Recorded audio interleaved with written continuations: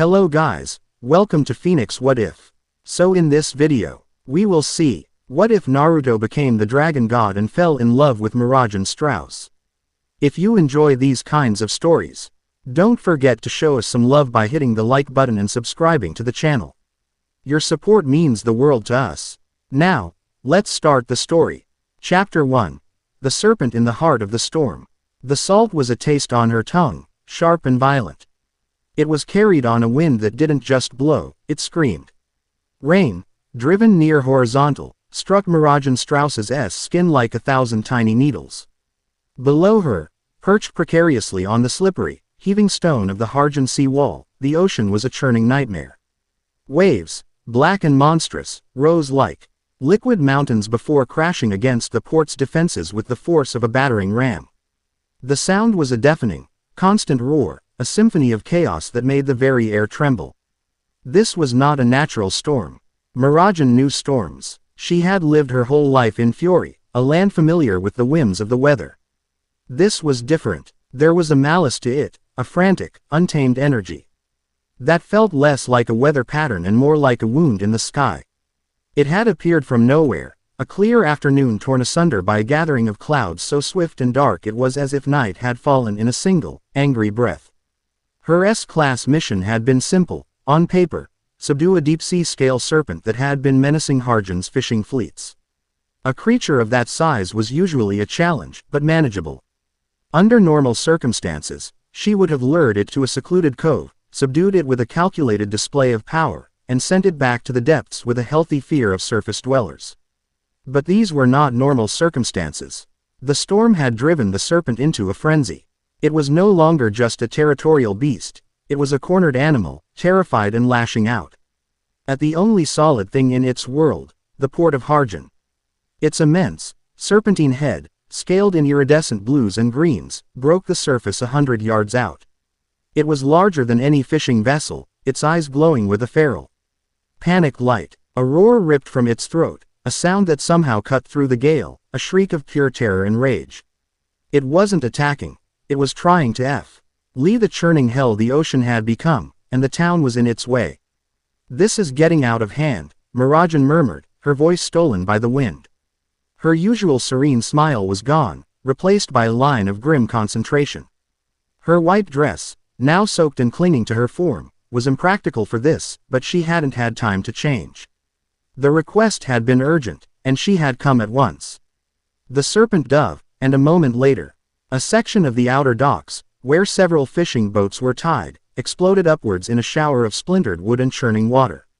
Cries of alarm, faint and desperate, reached her from the town proper, where brave, foolish men were trying to secure what they could. They wouldn't last long if the serpent breached the main sea wall. She had to end this. Now, closing her eyes for a brief second, Mirajane drew on her power. The air around her warped, shimmering with a dark purple light. A wave of immense magical pressure rolled off her, pushing back against the storm's fury like a counter tide. Her form began to shift, her dress tearing and reforming into dark, revealing armor. Horns sprouted from the sides of her head, and massive, demonic wings unfurled from her back, beating against the gale with powerful, defiant strokes. Her arms and legs became scaled, ending in wicked claws. Satan's soul. The transformation was absolute. The gentle, smiling barmaid of fairy tale was gone. In her place stood the she-devil, a being of terrifying power and regal menace. Her magic, a potent, almost suffocating force, was a beacon of defiance in the heart of the storm. Yet even in this form, the sheer oppressive energy of the tempest was a physical weight. It clung to her, a suffocating blanket of raw, chaotic power that had no discernible source. It was like fighting in a vat of tar. The serpent surfaced again, closer this time, its attention drawn by her massive magical signature. It saw her not as a person, but as another threat in a world that had suddenly turned on it. With a bellow of rage, it lunged. Mirajane met the charge head-on. She shot from the wall, a demonic comet of purple and black, her wings catching the wind with a sound like tearing canvas. She didn't try to overpower its charge. That would be like trying to stop a tidal wave with a fist. She used her speed, banking sharply at the last second, her clawed hand raking across the side of the serpent's massive jaw. Sparks of dark energy sizzled against its scales, and the creature shrieked, more from surprise than pain. It was a warning shot. She flew in a wide arc, positioning herself between the serpent and the sea wall. "Go back to the deep," she commanded, her voice now a resonant alto that carried over the storm. "This is not your place." The serpent, beyond reason, only saw a barrier. It coiled its immense body, preparing for another, more powerful strike. Mirajane braced herself, gathering demonic energy into a sphere between her palms. This would hurt. It would have to. She hated this part of the job, the necessity of inflicting pain on a creature that was acting out of fear. But before she could unleash the blast, before the serpent could complete its lunge, something changed. It was not a sudden event, but a creeping, impossible realization. The wind, which had been a physical force moments before, began to lose its edge. The rain, a blinding sheet, thinned. The roar of the waves, the very heartbeat of the chaos, was faltering. Mirajane hovered in the air, her attack forgotten. Her demonic senses, honed to a razor's edge, were screaming at her. A new power was entering the area. It was not Ethernano. It was not a curse. It was something else entirely, something so vast and fundamental that her own formidable magic felt like a candle flickering next to a sun. It felt like the earth waking from a slumber, like the sky taking a breath. She scanned the churning water, her eyes narrowed. The serpent felt it too. The creature froze mid-coil, its massive head swiveling back and forth. Its panic momentarily replaced by a profound and primal confusion. And then she saw him, walking out of the sea. The waves that were still powerful enough to smash ships to splinters parted around him, leaving a tranquil path in their wake. The torrential rain avoided him, curving in the air as if hitting an invisible shield, creating a small, perfect circle of calm in the heart of the hurricane.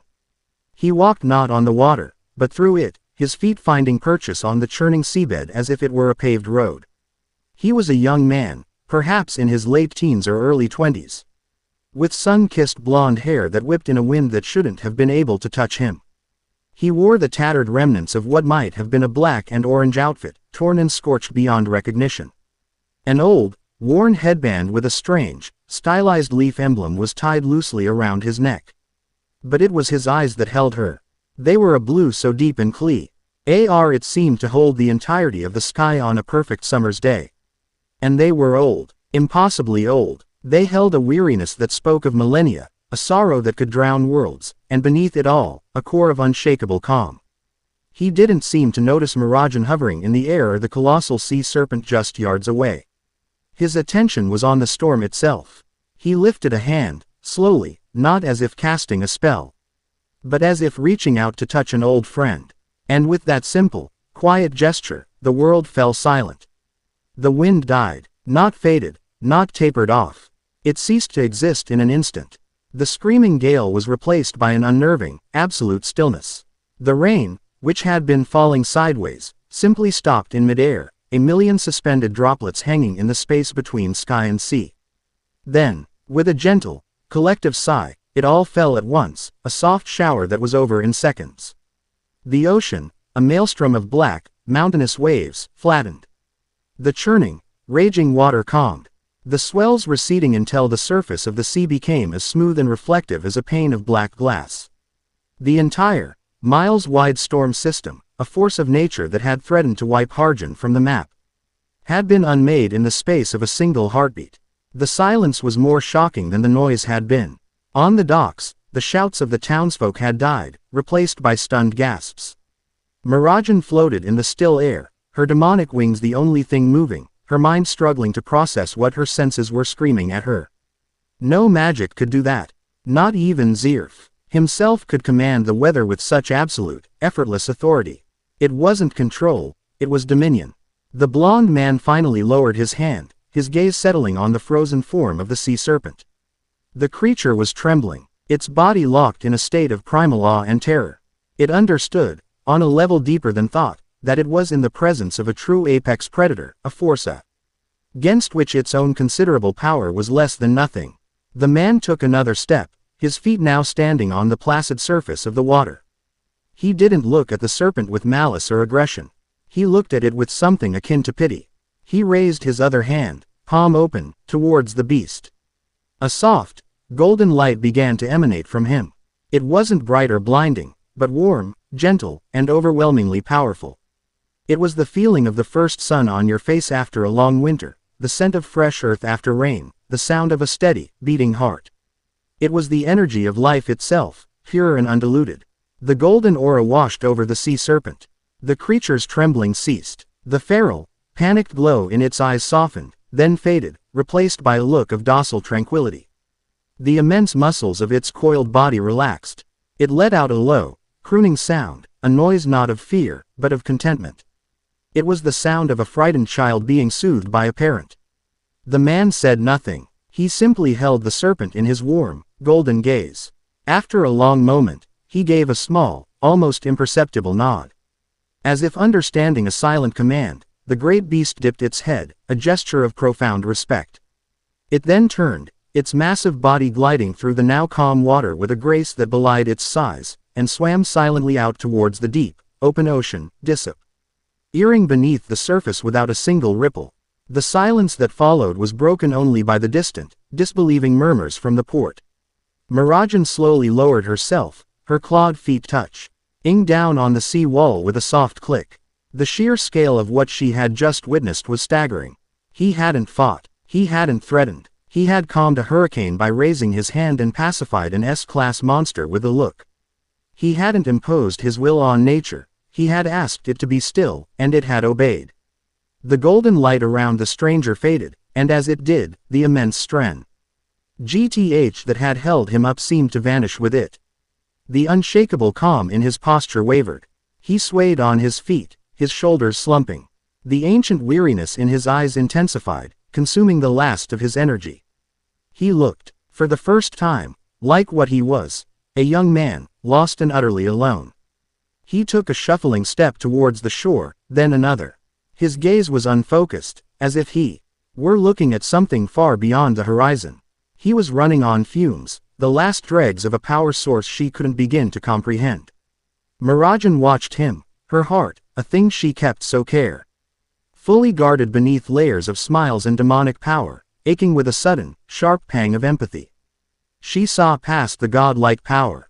She saw the profound exhaustion, the crushing loneliness etched into every line of his face. He looked like a soldier who had just walked off the battlefield of the last war in existence, only to find himself in a world he didn't recognize. He made it to the wet end of the beach before his legs finally gave out. He didn't cry out or stumble. He simply folded, collapsing onto his knees first, then pitching forward into the sand with a soft, final sigh of surrender. Silence. For a long moment, Mirajane remained on the wall, the dark power of her Satan soul still swirling around her. Her instincts as an S-class mage were screaming at her. This being was a potential threat on a scale she had never encountered. He was an unknown, an anomaly, a power that dwarfed nations. The logical, strategic part of her, the part that Urza would have listened to, said to be cautious, to contain him. To report to the master and the council immediately. But the other part of her, the part that was the heart of fairy tale, the woman who had learned to master her own demons, saw something else. She saw a boy, lost and broken, who had used his last ounce of strength not to destroy, but to bring peace. She saw the same look in his eyes that she sometimes saw in the mirror. ROR late at night, the look of someone carrying a power too heavy for one person to bear. Slowly, the demonic energy receded. The horns shrank back into her skull, the wings dissolved into motes of purple light. And the dark armor melted away, replaced once more by her simple white dress, now torn and stained with salt water. The she-devil was gone. Mirajane Strauss was back. She walked down from the sea wall, her steps light on the damp stone, and crossed the beach to where he lay. She knelt beside him, brushing the wet, blonde hair from his face. His features were peaceful in unconsciousness, but even then, they seemed burdened. On his cheeks, she could just make out faint, whisker-like marks, like scars. She placed a hand on his forehead. It was cool to the touch. She tried to sense his magic, to get any kind of reading on him. Makarov had taught her how, a simple but effective technique. Usually, she would feel a flow, a current of ethernano, weak or strong. With this boy, there was nothing. And yet, there was everything. It wasn't a flow she felt, but a presence. A deep, resonant hum, like the planet's own life force. It felt like putting her hand on the trunk of an ancient tree, or on the bedrock of a mountain. It felt like the bones of the world. Who was he? The people of Harjan were beginning to emerge, their fearful whispers growing louder as they crept towards the beach to stare at the impossible scene. They would have questions. Soon, the Rune Knights and the Council would be here, drawn by the reports of the storm and its even more inexplicable disappearance. They would see him as a weapon or a threat. They would try to dissect him, to understand him, to control him. Mirajane looked down at his peaceful, exhausted face. She thought of her own guild. A collection of strays and misfits, of powerful, broken people who had found a family. A place where Natsu's destructive tendencies were just part of his charm, where Gray's stripping habit was just Gray being Gray. Where Urza's social awkwardness was hidden behind a mountain of armor and a love of cake. A place where even a demon, like her, could be loved. A place for the lost. She made a decision. It was not the logical one. It was not the strategic one. It was the fairy tale one. With a gentleness that defied her reputation as the she-devil, she slid her arms under the stranger's shoulders and knees. He was surprisingly dense, heavier than he looked, as if filled not with flesh and bone but with solid earth. With a grunt of effort, she lifted him into her arms. His head lolled against her shoulder, his breathing deep and even. Cradling the unconscious god who had walked out of the sea, Mirajane turned her back on Harjan and began the long walk toward the train station. He didn't need the magic council. He didn't need to be a weapon or a specimen. He needed a roof over his head, a warm meal, and a place to rest his weary soul. He needed a home, and she knew just the place. High above, in the clear, star-dusted sky where the unnatural storm had raged, the air shimmered for a fraction of a second. It was a distortion too subtle for the human eye, a flicker in the fabric of space-time, like heat haze on a summer road. An invisible, silent probe, drawn by the colossal, unclassifiable energy signature of the storm's cessation, finished its scan. The data was logged, tagged, and transmitted across dimensions. Across realities, to those who watched for such things. Log entry. 774 Gamma. Source world. Earth land. Sector. Fury. Event type. Primordial reality warping. Unscheduled. Unsanctioned. Energy signature. Unidentified. Non-Ethernano-based. Scales beyond known classification. Classification. Anomaly. Status. Anomaly has made contact with local inhabitants. Integration phase potential. High. Directive. Dispatching scout unit. Monitor. Assess. Prepare for correction. The shimmer vanished. The sky was pristine. Down below, a woman with white hair carried a boy with golden hair towards a town called Magnolia. Unaware of the celestial eyes that had just turned their gaze upon them. The first move in a game he didn't even know he was playing had just been made. The journey, from Harjan to Magnolia, felt longer than usual. The train rattled along the tracks, its rhythmic clatter a soothing, mundane sound that stood in stark contrast to the cosmic events of the afternoon. Mirajane had secured a private compartment, a simple request her S-class status and a charming smile had easily granted. The unconscious stranger lay stretched out on the velvet-cushioned bench opposite her. His head resting on a pillow she'd fashioned from her own light jacket. The setting sun cast long, golden rays through the window, painting the compartment in warm hues. The light caught the blonde of his hair, making it shine like spun gold. In the peaceful light, he looked even younger, the immense age in his eyes hidden beneath closed lids. The whisker-like marks on his cheeks seemed less like scars and more like birthmarks. Oddly endearing, she found herself staring. It was difficult not to. Every so often, she would reach out, her fingers hovering just above his chest, trying again to get a sense of his power. It remained the same. A deep, quiet hum, a fundamental thrum of existence that was both everywhere and nowhere. It was like trying to measure the sky. Her mind replayed the scene at Harjan over and over. The stillness, the absolute, effortless authority. It wasn't just power, it was a statement of being. A normal mage, even one as powerful as Gildarts or Makarov, us. Ed Ethernano to force the world to bend to their will. They were artists using paint. This boy, it was as if he was the canvas, the paint, and the artist all at once. A faint groan escaped his lips, and his brow furrowed. He was stirring. Mirajane leaned forward, her expression softening. "It's all right," she whispered, her voice the gentle, soothing tone she used with the younger members of the guild after a tough mission. "You're safe." Quote. His expression smoothed, and he sank back into a deep, healing sleep. Safe. She hoped she could make that promise true. Bringing him to Fairy Tale was one thing. Protecting him from whatever was sure to come looking for him was another entirely. The council would be the first problem. Rumors would spread. A man who could erase an S-class level storm system would draw every kind of attention. Good and bad, she sighed, leaning her head back against the seat. Why had she done this? Why had she, a famously perceptive and cautious woman when it truly mattered, picked up a complete unknown of immeasurable power and decided to bring him home like a stray cat? The answer was in the memory of his eyes. That profound, soul-crushing loneliness. It was a look she recognized. It was the look of someone who had lost everything. She had felt that way after Lizana, after she thought she'd lost her. The feeling that a part of your own soul had been carved out, leaving a hollow abyss that nothing could ever fill. She saw that same abyss in him, but 1,000 times wider, 1,000 times deeper. And she'd seen his power. A power that could have leveled the entire city in a blink. But he hadn't used it for destruction. He'd used it to shield the innocent, to bring calm, to soothe a terrified creature. Power wasn't good or evil. It was the heart that wielded it that mattered. And whatever else this boy was, she had a feeling his heart was in the right place.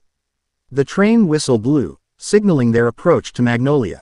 Outside, the familiar sights of her hometown rolled past. The canal, the bustling market streets, the scent of fresh bread from the local bakery. And there, standing proud on the north side of town, was the guild hall. Home. The train hissed to a stop at the station. Carefully, so as not to jostle him, Mirajane once again lifted the stranger into her arms. He was still out cold, a dead weight of muscle and mystery. As she stepped onto the platform, the familiar cacophony of Fairy Tale hit her even from a distance. A faint rumble, the sound of shouting, and what was probably a small explosion. A small smile finally returned to her lips. Chaos, but it was their chaos. She walked through the evening streets of Magnolia, nodding to the townsfolk who greeted her.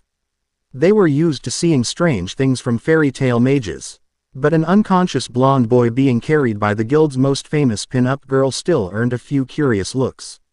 She pushed open the massive doors of the guild hall, and the full force of the chaos washed over her. The main hall was in the middle of a full-blown brawl. Natsu Dragneel, a pink-haired dynamo of fire and fury, was locked in combat with Grey Fullbuster, who, for reasons known only to himself, was stripped down to his boxers. Ice and fire flew across the room, intercepted by flying chairs, tables, and the occasional disgruntled guild member. Elfman was roaring about what it meant to be a man. Kana was trying to drink a barrel of ale before it got smashed, and Levy was hiding behind the bar with a book held over her head. It was Tuesday. "I'm back," Mirajane called out, her voice cutting through the din with practiced ease. The fighting stuttered to a halt. All eyes turned to her, and then to the person in her arms. "Whoa, Mira, who's the new guy?" Natsu yelled, a grin splitting his face. He completely forgot about the pillar of ice Grey had just launched at him, which Urza Scarlet, in full armor, caught with one gauntleted hand. "Is he hurt?" Wendy asked, her small face filled with concern as she and Carla rushed forward.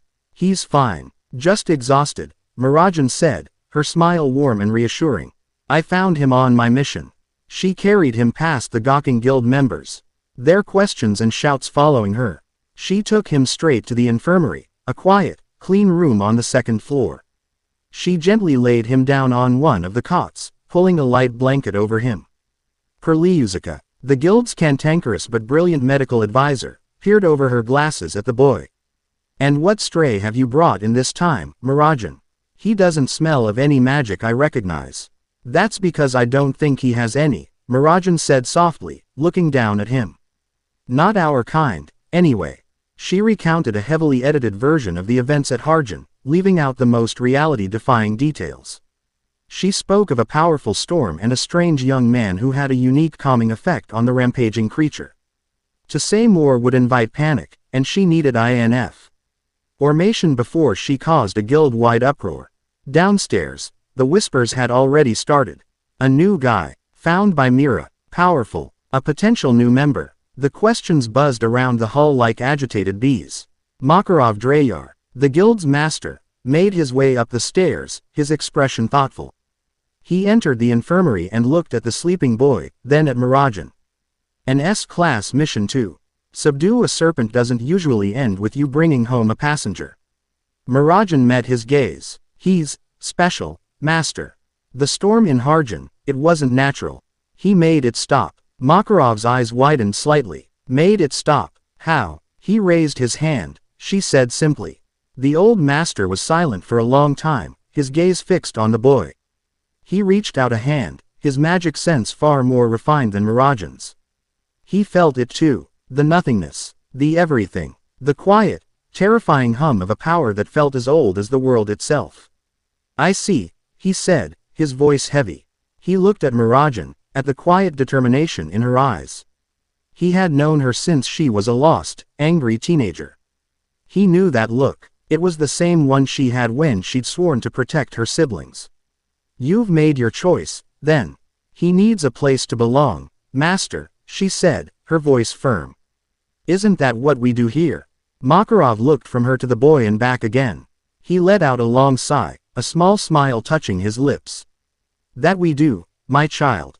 That we do. Let him rest. When he wakes up, we'll see what kind of story he has to tell. Mirajane stayed by the bedside long after Makarov had left, watching tea. He steady rise and fall of the stranger's chest. The sounds of the guild, laughter, shouting, the occasional crash, filtered up from downstairs.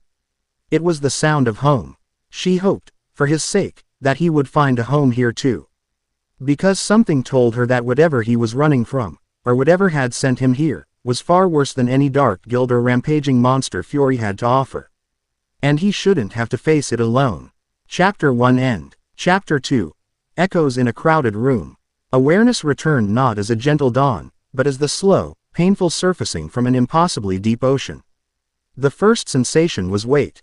His own. His limbs felt like lead, his body a dead anchor chained to the mattress beneath him. The second was a profound sense of wrongness. The air tasted different, thinner, lacking a certain familiar richness. The ambient energy of the world, a constant, subconscious hum he had been attuned to since achieving sage mode, was an unfamiliar melody. It was a song played in a key he had never heard. Vibrant and chaotic but lacking the deep, grounding bass note of the natural energy he knew as his own. He was a tuning fork vibrating at a frequency that had no echo in this new reality. He forced his eyelids open. They felt gritty, as if lined with sand. The ceiling above him was made of dark, unfamiliar wood.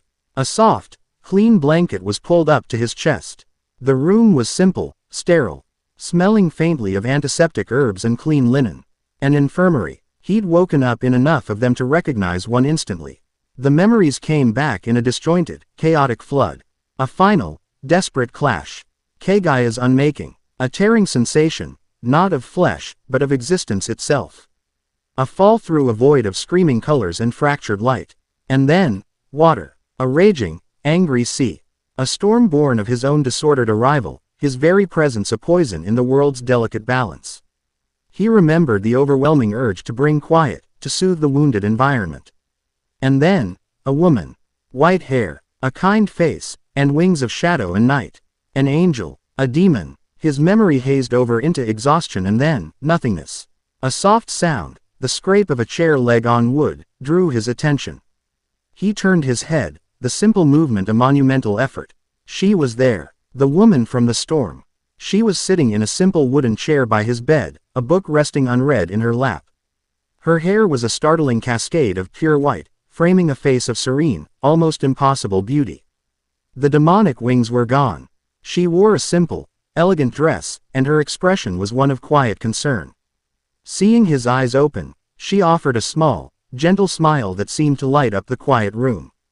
"Hello there, sleepyhead," she said, her voice as soft as he remembered. "Welcome back." He tried to speak, but his throat was a desert. A dry, rasping cough was all that escaped. Instantly, she was on her feet, pouring a glass of water from a pitcher on the bedside table. She slid a hand behind his head, lifting him gently, her touch surprisingly strong yet careful. He drank greedily, the cool water a balm to his parched throat. "Thank you," he managed, his voice a low, gravelly rasp. He sank back against the pillow, the small effort leaving him breathless. "My name is Mirajane Strauss," she said, setting the glass down. "You're in the infirmary of the Fairy Tale Guild Hall, in the town of Magnolia."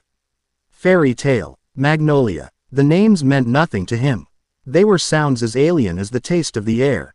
He pushed himself up, swinging his legs over the side of the bed. A wave of dizziness washed over him, and the world tilted precariously. Mirajane's hand was on his shoulder in an instant, steadying him.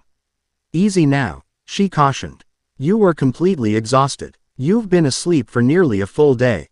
He took a deep, shuddering breath, forcing the dizziness away. His senses, slowly coming back online, began to feed him information. Beneath the sterile scent of the infirmary, he could smell old wood, spilled ale, cooking food, and sweat. He could hear chaos, a dull roar of shouting, laughter, and the occasional percussive crash from somewhere below them. It was a cacophony, but it lacked malice. It was the sound of 100 boisterous, overlapping conversations. It was the sound of life. "Where am I?" he asked again, the words feeling clumsy on his tongue. It was a stupid question. She had just told him. But he didn't mean the building. Mirajane's smile faltered for a fraction of a second, a flicker of understanding in her blue eyes. She knew what he was really asking. "A long way from home, I think." He looked down at his hands. They were his own, calloused and scarred from a lifetime of war and training. But they felt like they belonged to someone else. He flexed his fingers, feeling the familiar coil of strength, the deep well of power that resided within him. It was still there, his own unique energy, a fusion of his chakra, the Biju, and the natural energy of a world that no longer existed. But here, it felt muted, isolated, a single, lonely note in an orchestra playing a different song. "You brought me here," he stated, looking up at her. "Why?" Her gaze was direct, unwavering. "You were alone. You needed help. It's what we do." It was so simple, so straightforward, that it caught him off guard. In his world, help was a transaction, a mission, a duty. It was rarely just a kindness. He had fought for a world that dreamed of such simple compassion. He'd just never expected to find it for himself. "I caused that storm," he admitted, his voice low. It wasn't a confession of guilt, just a statement of fact. "My arrival, it destabilized things, and you fixed it," she countered just as simply. "I've never seen anything like it." She tilted her head, a spark of curiosity in her eyes. "What's your name?" He hesitated for a fraction of a second. The name belonged to a ghost, to a boy who had dreamed of being Hokage, a boy who had friends and a home. He was no longer that boy. But the name was all he had left of him. "Naruto. Naruto Uzumaki." "Naruto," she repeated, tasting the name. "It's a nice name." She stood up, her smile returning. "Are you hungry? I can promise you the food here is better than the medicine." His stomach answered for him, a loud, embarrassing growl that echoed in the quiet room. A light, genuine laugh escaped Mirajane's lips, and for the first time in what felt like an eternity, Naruto felt a ghost of a smile touch his own. "Come on," she said, her eyes twinkling. "Let me introduce you to the family." The journey downstairs was a descent into glorious, unrestrained chaos. As they reached the bottom of the staircase, the sheer volume of noise and energy was a physical force. The main guild hall was a vast, timber-framed cavern of a room, filled with dozens of people all talking, shouting, drinking, and laughing at once. A girl with bright blue hair was absorbed in a book at one table. A massive man with white hair was flexing and yelling about being a man, and a woman in full plate armor was calmly eating a slice of strawberry cake, seemingly oblivious to the mayhem around her. And in the center of it all, two figures were squaring off, radiating waves of palpable animosity. One had hair the color of cherry blossoms and a scarf that looked like it was made of scales. The other was dark-haired and, to Naruto's mild confusion, wearing only his underwear. "You wanna go, flame brain?" The dark-haired one yelled, his fists crackling with ice. "I'm all fired up. Bring it on, droopy eyes." The pink-haired one retorted, his own fists igniting with roaring flames. Naruto watched them, his senses analyzing the energy they were putting out. Ethernano, he presumed. It was potent, volatile, but undisciplined. It was like watching children play with live explosives. He felt a strange, detached sort of nostalgia. It reminded him of his own brawls with Sasuke, but messier, louder, and somehow more cheerful. "Don't mind them," Mirajane said, her voice laced with fond exasperation as she led him towards the long, polished bar that ran along one wall. "That's Natsu and Gray. It's how they say hello." She gestured for him to take a seat on a stool. He slid onto it, his back to the impending brawl, and watched her move behind the bar. It was clearly her domain. She moved with an easy grace, grabbing a mug, polishing a glass, her presence a point of serene calm in the swirling vortex of the guild.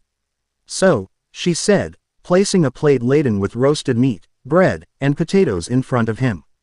"What do you think?" He didn't answer immediately. He picked up a piece of meat with his fingers, he hadn't used chopsticks in years, and ate. The flavor was rich, savory, real. He devoured the plate in a series of swift, efficient motions that spoke of a life where meals were not always guaranteed. When he was done, he looked around the hall again, truly taking it in.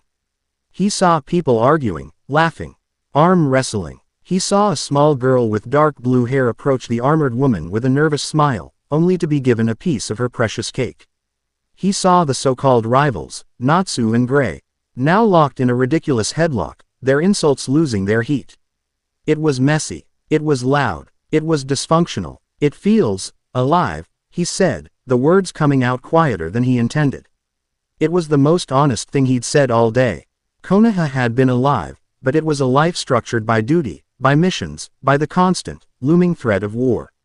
This was different. This was life for the sake of living. Before Mirajane could respond, a small, elderly man hopped up onto the bar next to Naruto. He was incredibly short, with a bald head, a thick white mustache, and a mischievous glint in his eyes. He wore an odd, jester-like hat and a simple orange and blue tunic.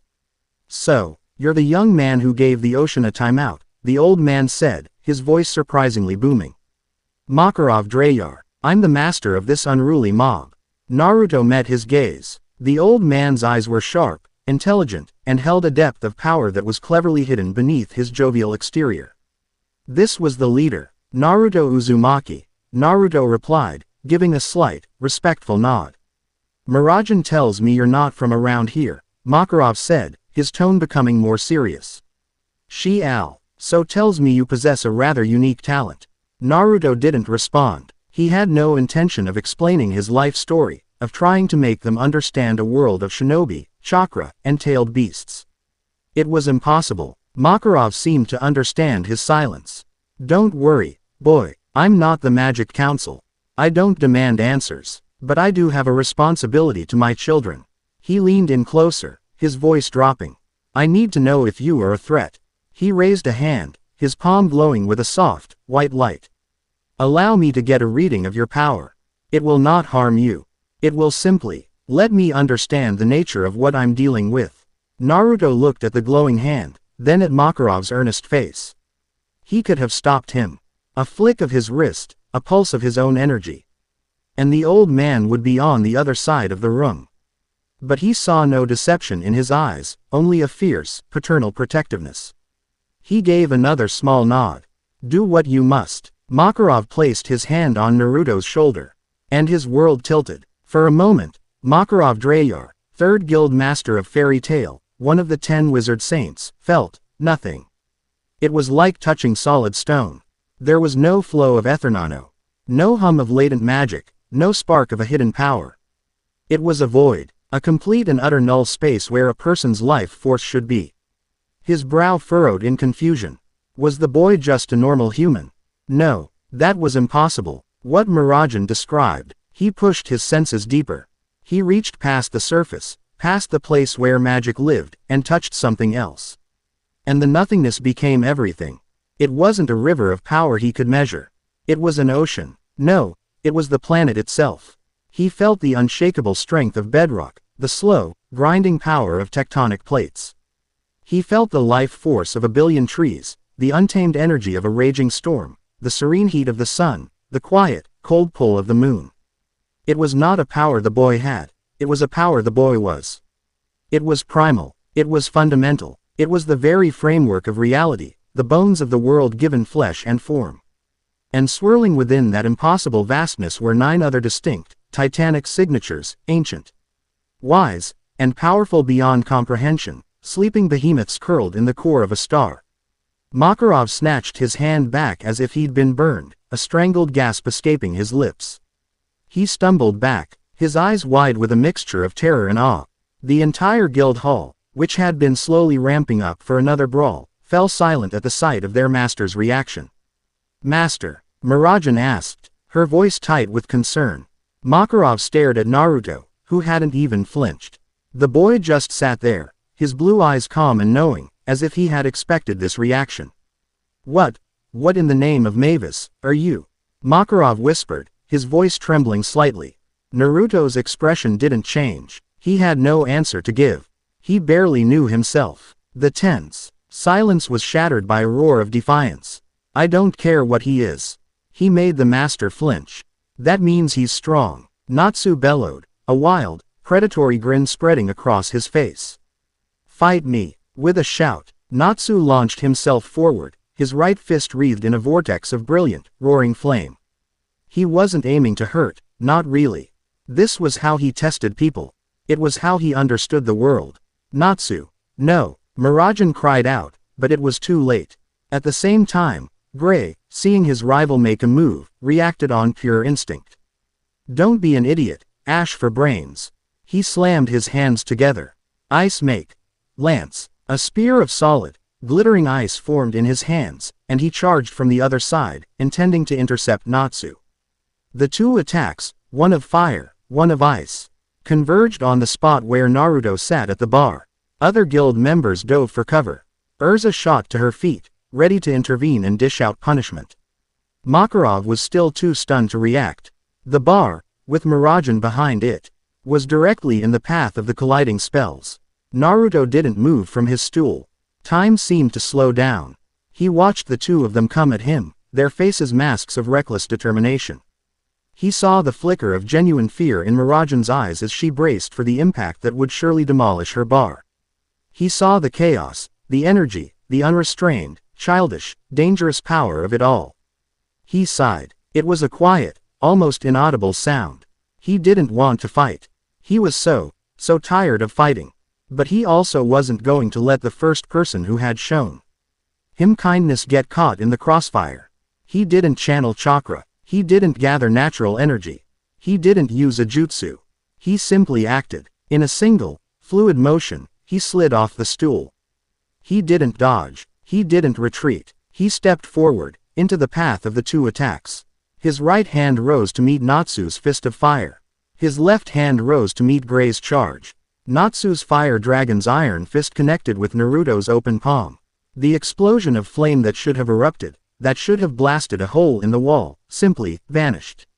The fire washed over Naruto's hand and was extinguished, not with water or wind, but with an absolute negation.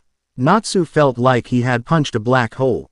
All the force, all the heat, all the kinetic energy of his attack was just gone.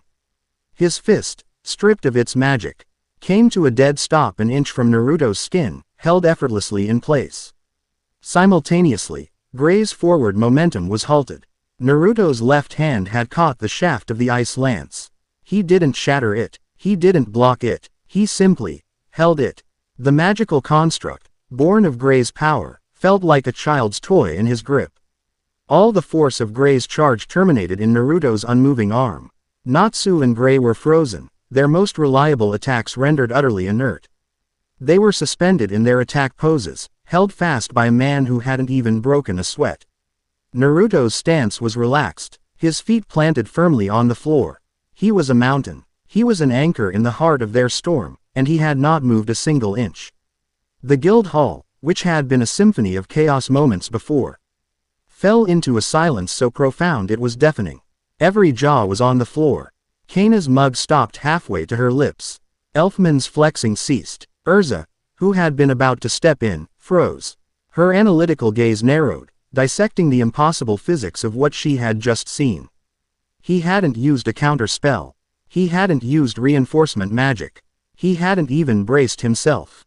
He had just stopped them with his bare hands, as if their S-class level power was nothing more than a gentle breeze.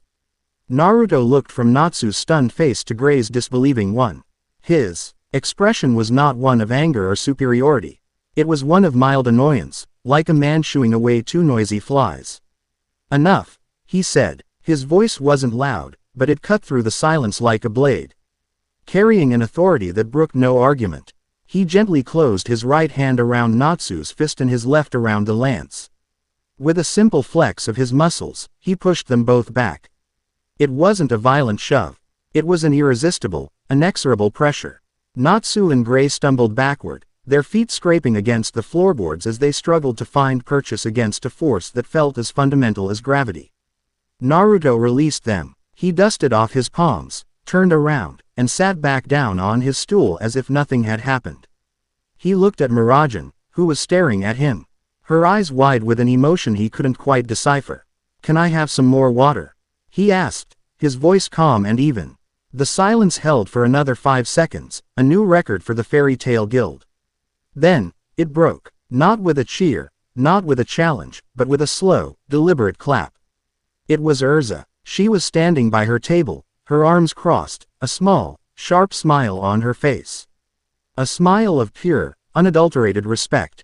"I like this one," she declared to the room at large. The tension shattered. A few nervous chuckles broke out, then a smattering of applause. Natsu and Gray were still staring at their hands. Then at Naruto. Then back at their hands, their brains struggling to compute the data. They hadn't just been beaten. They had been rendered irrelevant. Makarov, from his spot on the floor where he'd stumbled, let out a long, slow breath. A wide, toothy grin spread across his face. A threat? No, this boy wasn't a threat. He was something else entirely. He was a solution. Mirajane, finally snapping out of her shock, moved as if in a daze. She refilled his glass, her hand trembling slightly. She looked at him, at this quiet, weary young man who had just effortlessly neutralized two of their strongest and most volatile mages without even raising his voice. The pity she had felt for the lost boy on the beach was still there, but now it was mixed with a potent cocktail of awe, fascination, and something else, something warm and fluttering that she didn't dare put a name to. Later, after the initial shock had worn off and the guild had found a new, slightly more subdued level of chaos, Mirajane found Naruto on the second-floor balcony, overlooking the city of Magnolia. The sun had set, and the town was lit by the warm, magical glow of street lacrimas. He was leaning against the railing, his gaze fixed on the horizon, but she knew he wasn't really seeing the city. He was looking further, at a home he could never return to. She came to stand beside him, her essence a quiet offering of companionship. For a long time, they stood in comfortable silence, the distant revelry of the guild a pleasant backdrop. "There, loud," Naruto said finally, not turning to look at her. "You get used to it," she replied with a soft smile. "It's better than silence." He flinched, a barely perceptible tightening of his shoulders, but she saw it. She had struck a nerve. "The silence is the worst part," he admitted, his voice barely a whisper. "After the noise stops, after everyone is gone." The abyss she had sensed in him opened up for a moment, and the sheer, soul-crushing weight of his loss washed over her.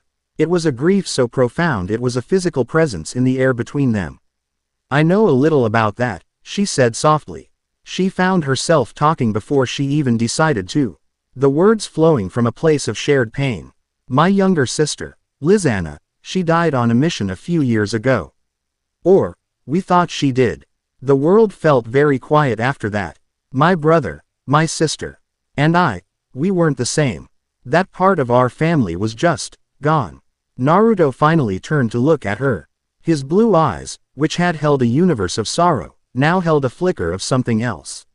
"Connection. You said, you thought she died?" he asked, his voice gentle. Mirajane's expression softened, a genuine, radiant smile blooming on her face. "It's a long story. A different world was involved. Believe it or not, we got her back. She's downstairs right now, probably trying to keep Natsu from setting his own hair on fire." A wave of relief so pure it was startling washed over Naruto's features. The idea that someone could come back from that kind of loss, that a family could be made whole again, it was a concept he had forgotten was possible. "I'm glad," he said. And the simple words held an ocean of sincerity. "I'm glad you got her back." He turned back to the horizon.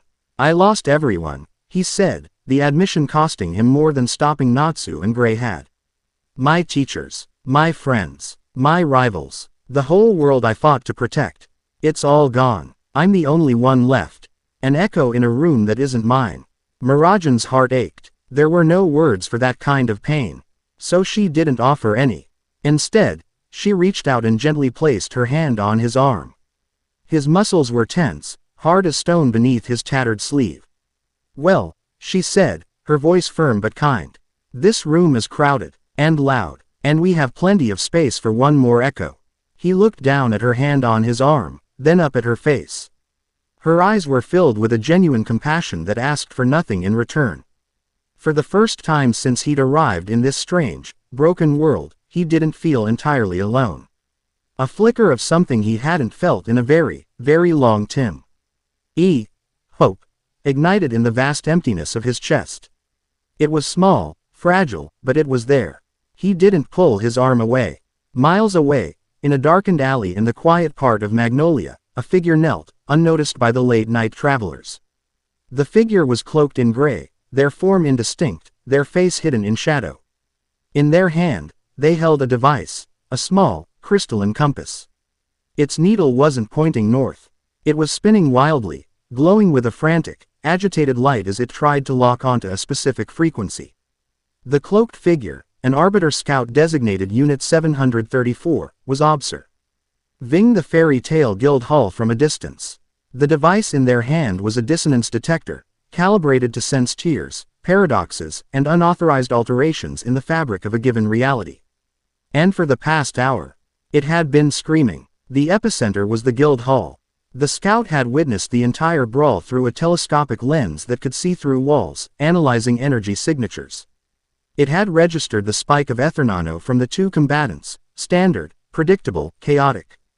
Then, it registered the intervention. The scout's report, transmitted silently and instantaneous. Lee across the dimensional divide to Praetor Valerius's command ship, was cold and clinical. Target anomaly. Designation, Naruto Uzumaki. Observation. Anomaly has integrated with local populace, specifically guild designation, Fairy Tale. Power analysis. Anomaly exhibits physical capabilities massively disproportionate to any energy output. Intervened in a localized conflict. Negated 2 signific, and magical energy attacks type. Fire kinetic, type. Ice construct with 0 measurable energy expenditure. Source of physical prowess is unknown. Does not align with local ethernano-based abilities. It is as if the universe's laws of physics bend to his will without effort. Psychological profile. Appears weary, non-aggressive, but possesses absolute confidence. Is forming emotional attachments with local entities. Specifically, entity, Mirajane Strauss. Conclusion. The anomaly is not merely a power source. It is a fundamental disruption of local reality.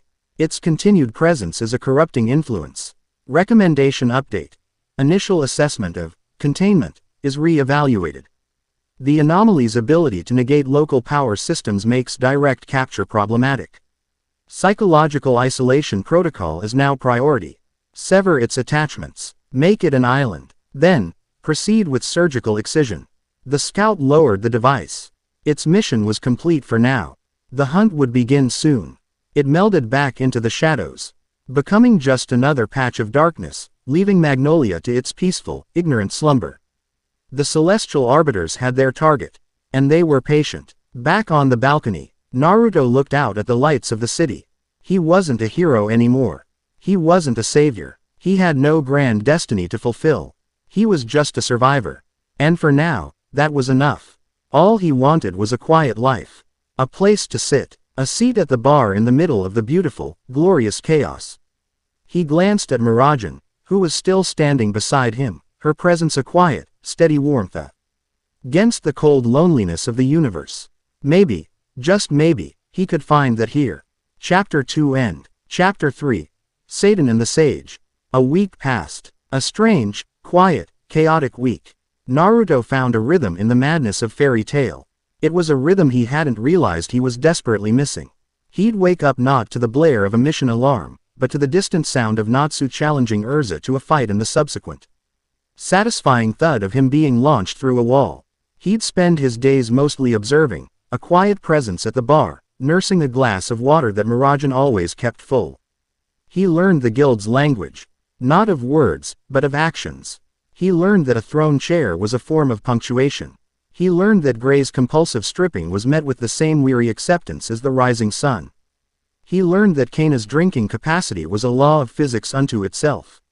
And he learned that beneath all the noise and the property damage, there was an undercurrent of fierce, unshakable loyalty that bound these disparate, broken people together. His own status in the guild was odd.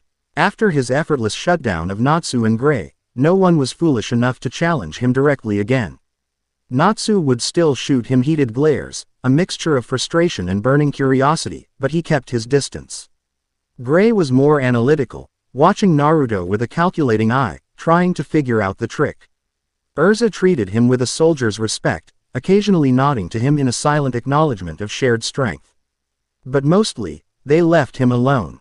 They gave him space. They sensed he was not one of them, not yet, and with the innate empathy that defined Fairy Tail, they allowed him to be an island in their sea, offering bridges but never forcing him to cross. His anchor was Mirajane. She was his translator for this bizarre new world. She'd explain the inside jokes, the tangled histories, the complex web of relationships. She'd bring him his meals, and they would talk. Not about his past. He kept that door firmly sealed, but about everything else. About magic, about fury, about the concept of a guild. He, in turn, spoke in vague but insightful terms about strategy. About reading an opponent, about the nature of energy. Their conversations were a careful dance around the gaping holes in his history, yet they built a connection that was stronger than any spoken truth. He found himself watching her, the way she smiled at a guild member's antics, the way her expression would soften when she spoke of her siblings, the quiet efficiency with which she ran the entire social ecosystem of the hall. But the quiet was making him restless. He was a shinobi, a soldier, a warrior god forged in the crucible of a world-ending war. He didn't know how to be idle. The peace he had craved was a beautiful, terrifying thing, and he didn't know how to live in it. He felt like a weapon hung on a wall, gathering dust. He needed a purpose, even a small one. One afternoon, he found himself standing before the request board, a massive corkboard plastered with mission flyers. Slay a wyvern in the mountains. Bodyguard a merchant caravan. Investigate a haunted lighthouse. Each one was a small story. A small problem in a world full of them. It felt manageable. Thinking of taking a job. Mirajane's voice came from beside him. He hadn't heard her approach. She moved with a silent grace that even his heightened senses sometimes missed. I need to do something, he admitted, his gaze still on the board. I can't just sit here and drink your water all day. I need to pull my own weight. She smiled, a genuinely warm and understanding expression. You don't have to prove anything to us, Naruto. I have to prove it to myself, he countered, his voice quiet but firm. He wasn't used to taking. He was used to giving, to protecting, to fighting for his place. This charity, however kind, chafed at his soul. Her smile didn't fade. She seemed to understand that too.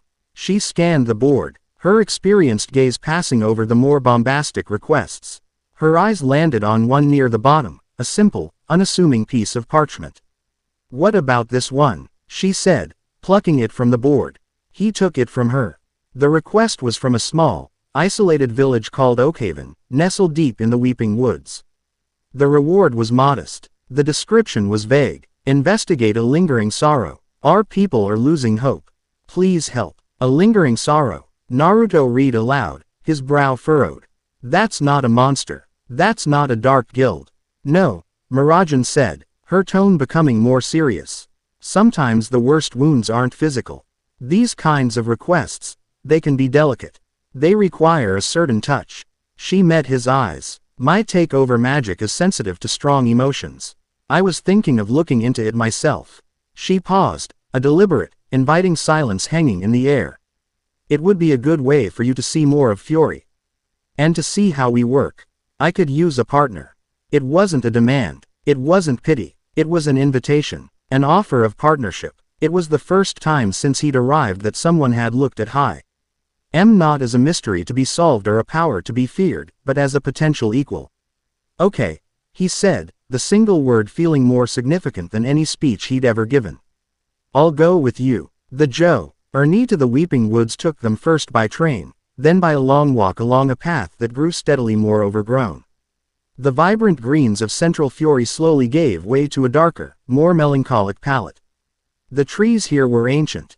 Enormous oaks and weeping willows whose branches hung low, like grieving sentinels.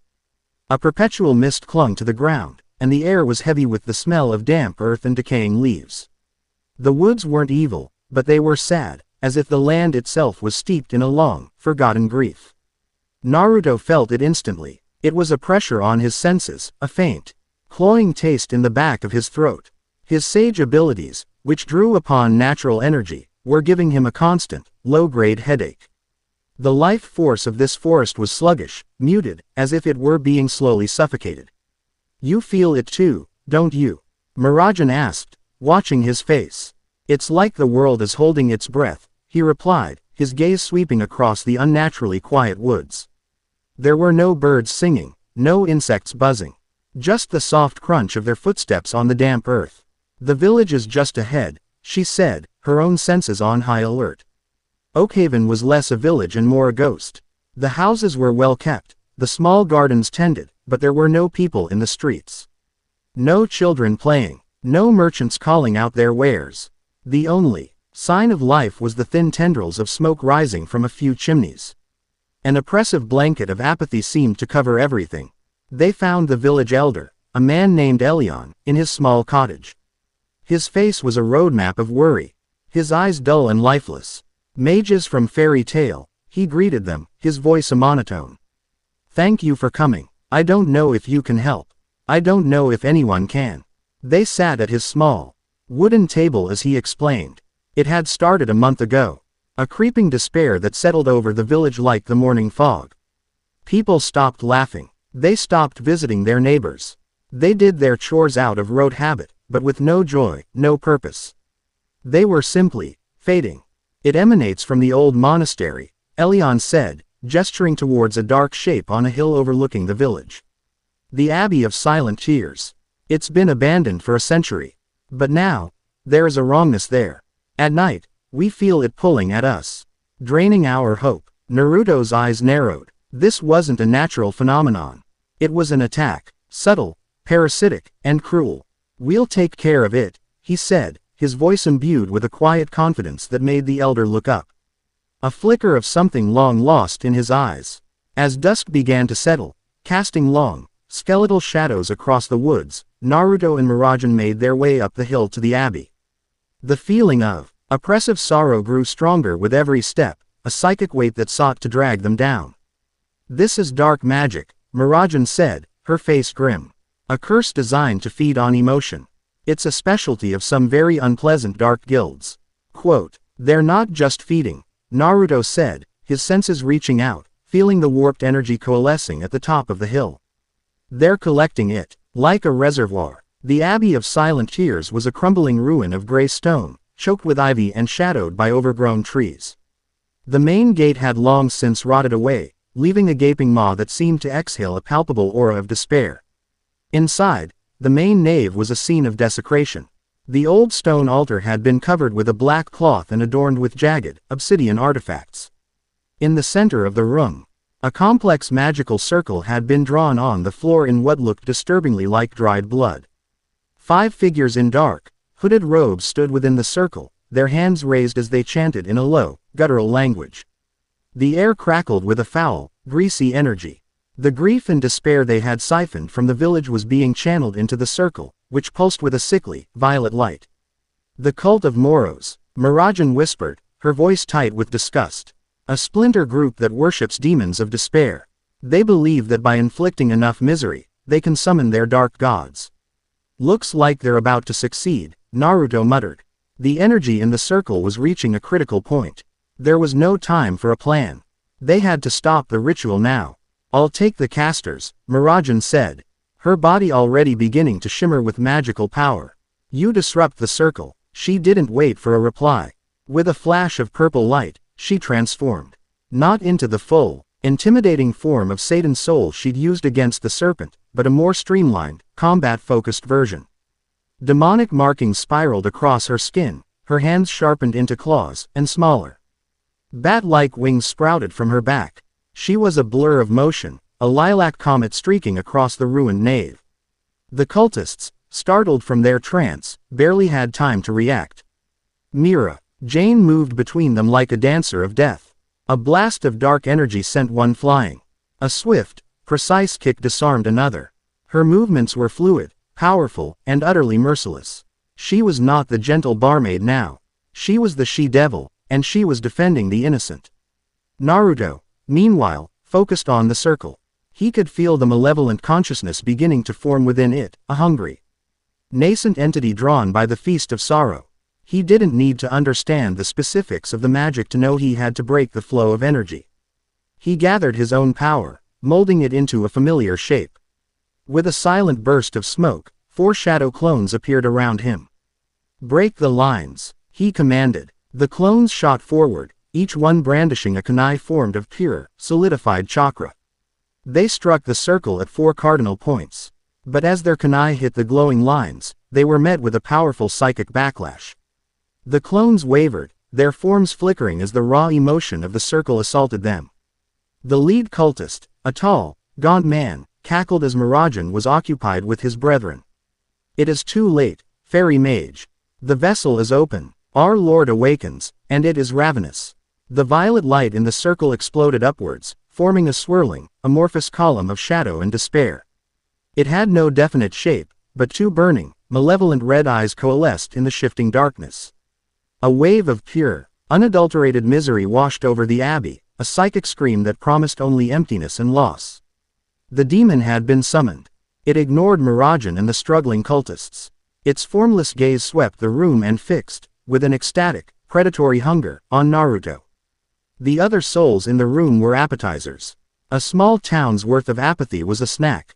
But this one was a feast. A banquet fit for a god. The demon sensed the abyss within him, the black hole of loss so vast and so deep it could feed it for a millennium. Before Naruto could react, a tendril of pure shadow lashed out. Not at his body, but at his mind. And his world shattered. He was no longer in the ruined abbey. He was standing in the rubble of Konoha, the air thick with smoke and the screams of the dying. He saw Hinata, broken and bleeding at the feet of pain. He saw his master, Jiraiya, sinking into the cold, dark water, a sad, final smile on his face. He was in the middle of the 4th Great War. The ground littered with the bodies of people he knew, people who had trusted him. He saw Neji, a hole in his chest, his life fading from his eyes as he spoke of freedom. He saw his father and mother, fading away like ghosts, their final goodbyes another wound in his soul. The visions came faster, harder. Sasuke, leaving the village. The empty swing set where he'd spent his lonely childhood. The scornful glares of the villagers. Every failure, every loss, every moment of pain and loneliness he had ever experienced was ripped from his memory and thrown at him with the force of a physical blow. The demon was not just showing him his past. It was making him relive it, feel it all at once. The crushing weight of 1,000 sorrows slammed into him, and his knees buckled. He dropped to the stone floor, his hands clutching his head. A raw, agonized sound was torn from his throat. The shadow clones, their anchor point in turmoil, dissolved into puffs of smoke. His defenses were gone. His mind was a fortress under siege, and its walls were crumbling. The sheer scale of his grief was a weapon being turned against him, and it was destroying him from the inside out. He was drowning in his own history. Mirajane dispatched the last conscious cultist with a brutal, efficient blast of demonic energy. She turned, her eyes widening in horror at the sight of Naruto on the floor, convulsing. His face a mask of unimaginable torment. The demon, a swirling vortex of shadow, was looming over him, its formless body vibrating with a terrible, ecstatic glee as it fed on his pain. "Naruto!" she screamed. her voice filled with a sudden, desperate fear. She saw the demon's intent. It wasn't just feeding. It was consuming him, trying to hollow him out and leave nothing but an empty shell filled with despair. A cold, pure rage, hotter than any fire Natsu could ever summon, ignited in Mirajane's soul. The protective instinct she had felt for him on the beach, on the train, in the guild hall, now exploded into a ferocious, defining purpose. This creature, this parasite of sorrow, was hurting him. It was preying on the very wounds she had just begun to understand, the wounds that made her heart ache for him. And she would not allow it. Get away from him, she snarled, her voice dropping to a low, menacing growl. The air around her ignited with power. The lilac aura of her standard Satan soul erupted into a furious, royal purple flame. Her body arched as a wave of immense magical pressure, far greater than before, flattened the very air in the abbey. Her form shifted again. Her hair grew longer, wilder. The bat-like wings burned away, replaced by magnificent, layered wings that seemed woven from shadow and starlight. The simple demonic markings on her skin were replaced by elegant, pale blue armor that covered her torso and limbs. A new, more regal set of horns curled from her temples. Her eyes, once blue, now glowed with a fierce, amber light. Satan's soul, Citri, the form she rarely used. The form born of her deepest pain, now wielded with her purest rage. The demon, distracted from its feast by the massive surge of power, turned its red eyes toward her. It felt her strength, but it was arrogant, bloated with the god-tier sorrow it was consuming from Naruto. That was its mistake. Mirajane didn't shout a spell name. She didn't posture. She attacked. She moved with a speed that defied physics, crossing the nave in the space of a thought. She appeared before the demon, her face a mask of cold, beautiful fury. "I said," she whispered, her voice dangerously soft, "get away from him." She thrust her hand forward, palm open. A massive torrent of dark energy, a river of pure destructive force, erupted from her hand and slammed into the demon's amorphous form. The creature shrieked, a sound of static and breaking glass, as the attack tore through its shadowy body. It tried to retaliate, lashing out with tendrils of despair. But Mirajane's own magic was born of darkness and emotion. She met the psychic attacks with her own, her will an unshakable fortress of protective rage. She flew around the creature, a whirlwind of purple and black, her attacks relentless. She wasn't just trying to banish it. She was trying to annihilate it. Naruto, on the floor, felt the shift. Through the screaming storm of his own past, a new sound broke through. The sound of Mirajane's battle cries. The feeling of her power, a furious, protective shield pushing back against the darkness that was consuming him. He saw her, a flash of her, fighting with a ferocity that was terrifying and beautiful. Fighting for him. The image was an anchor. A single point of light in the drowning darkness. His past was trying to pull him under, to convince him he was alone, that loss was the only truth. But she was there, right now, in the present, fighting for him. She was not a memory. She was real. Her loyalty, her fierce, unwavering defense of him, was a lifeline. He grabbed onto it, his own will. Forged in the fires of 1,000 battles, reigniting. The grief was still there, a part of him, an ocean he would carry forever. But it did not have to be a weapon used against him. It did not have to drown him. With a monumental effort of will, he shoved the visions back. He compartmentalized the pain, not ignoring it, but accepting it as his, and his alone. He was the master of his own sorrow. He pushed himself to his feet, his body trembling with the strain. His eyes, clear once more, focused on the battle. Mirajane was magnificent, a Valkyrie of wrath, but the demon, constantly drawing on the ambient despair of the woods, was regenerating, its wounds closing with sluggish, dark energy. She could hold it off, maybe even win, but it would be a long, draining fight. He wouldn't let her fight it alone. Not anymore. He closed his eyes, and for the first time in this new world, he deliberately reached out. Not with his own internal power, but outwards. He sank his senses into the very earth beneath his feet, into the ancient, weeping trees, into the damp, misty air. He felt the sluggish, suffocated life force of the weeping woods. He felt its pain, its sorrow. A grief far older and deeper than the villages. He didn't try to take its energy. He didn't try to command it. He offered it a partnership. He became a conduit, a channel. He opened himself up, and the natural energy of this world, hesitant at first, then curious, then eager, began to flow into him. It felt different from his world's energy, wilder, more chaotic. But life was life, and he was its sage. A faint, golden aura began to shimmer around him, soft and warm. It was not the explosive power of his chakra, but the deep, resonant hum of the world itself. The air in the abbey changed. The oppressive coldness receded, replaced by a gentle, invigorating warmth. The scent of decay was overpowered by the smell of blooming flowers and fresh spring rain.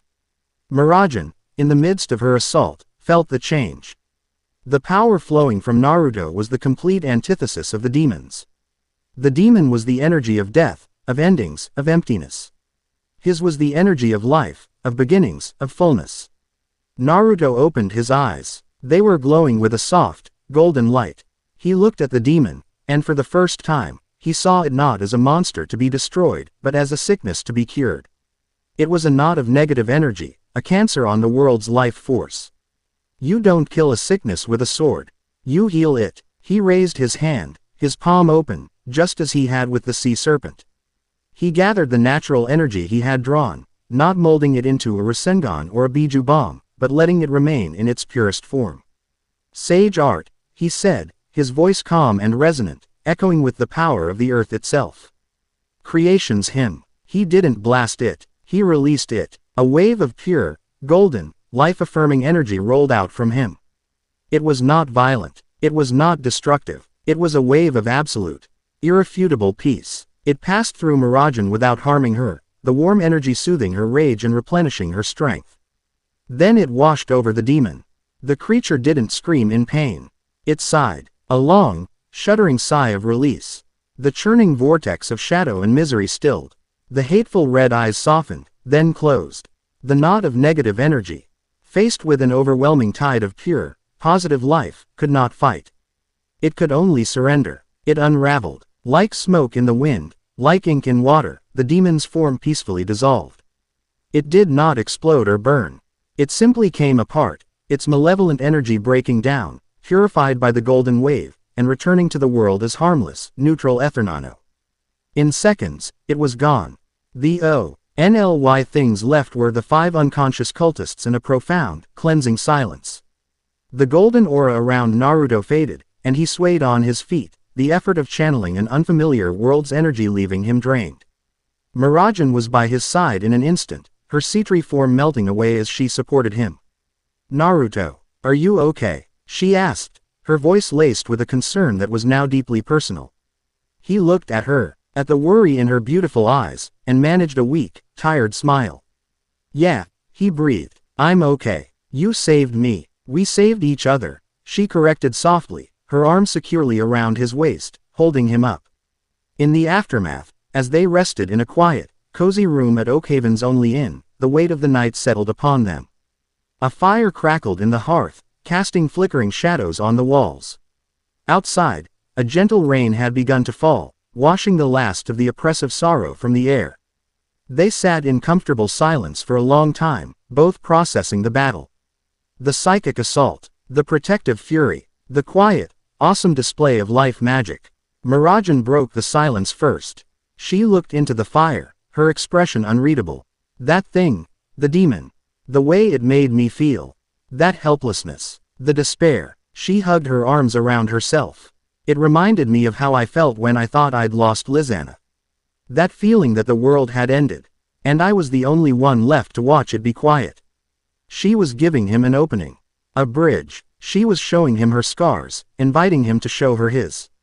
Naruto looked down at his hands. He could still feel the phantom sensation of Jiraiya's blood, see the light fading from Neji's eyes. He had carried this burden alone for so long, a silent, solitary king on a throne of grief. For me, it wasn't a feeling, he said, his voice thick with an emotion he hadn't let himself feel in ages. It was real. He finally looked at her, and the dam he had so carefully constructed around his heart finally broke. The words came out in a torrent.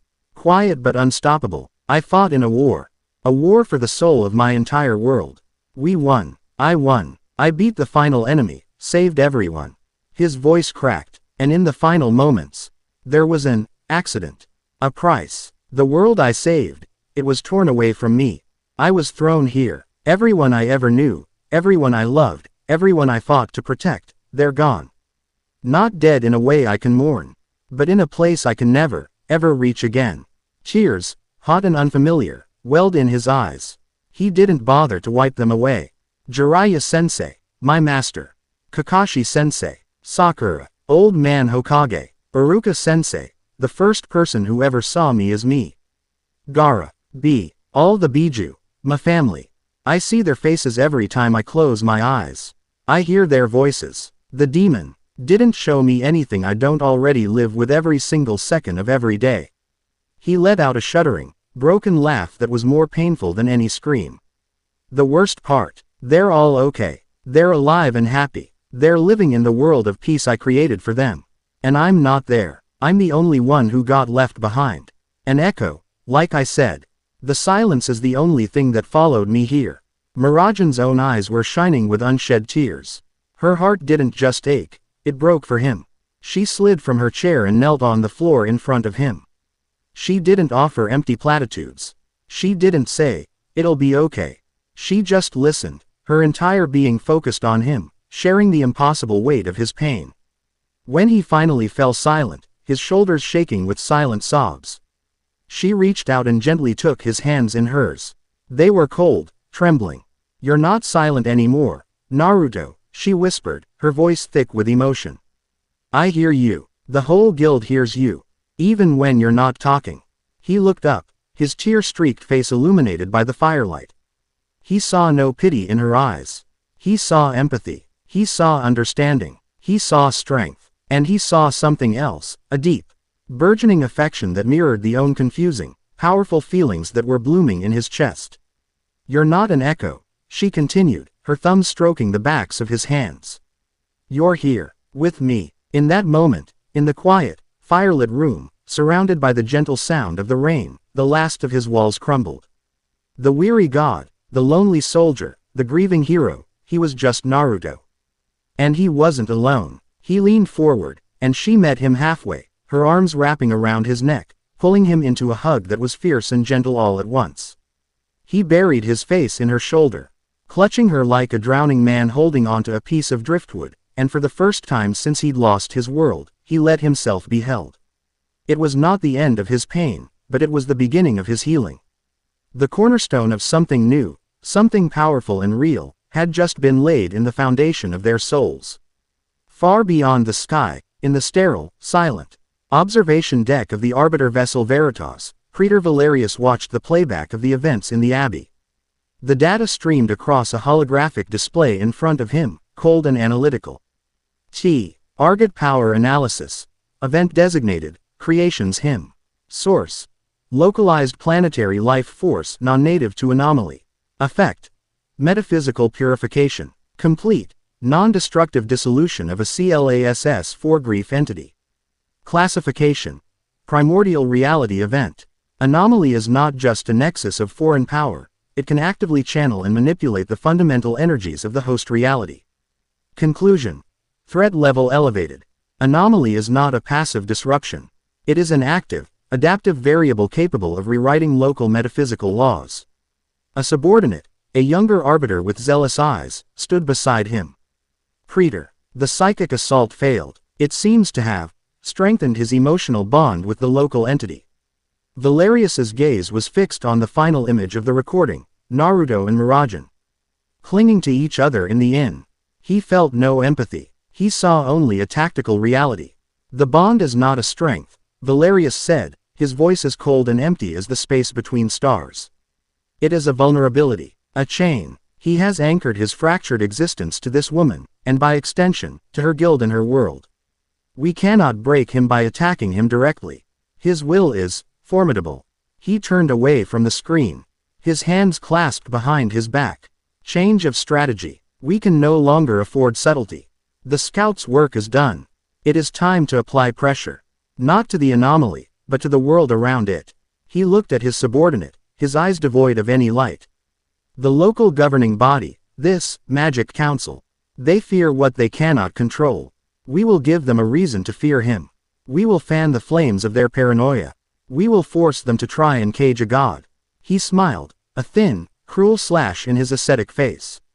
Let us see how this world reacts when it believes a monster walks among them. We will sever his bonds by force. Isolate him. Make him an enemy of the state. He will be alone again.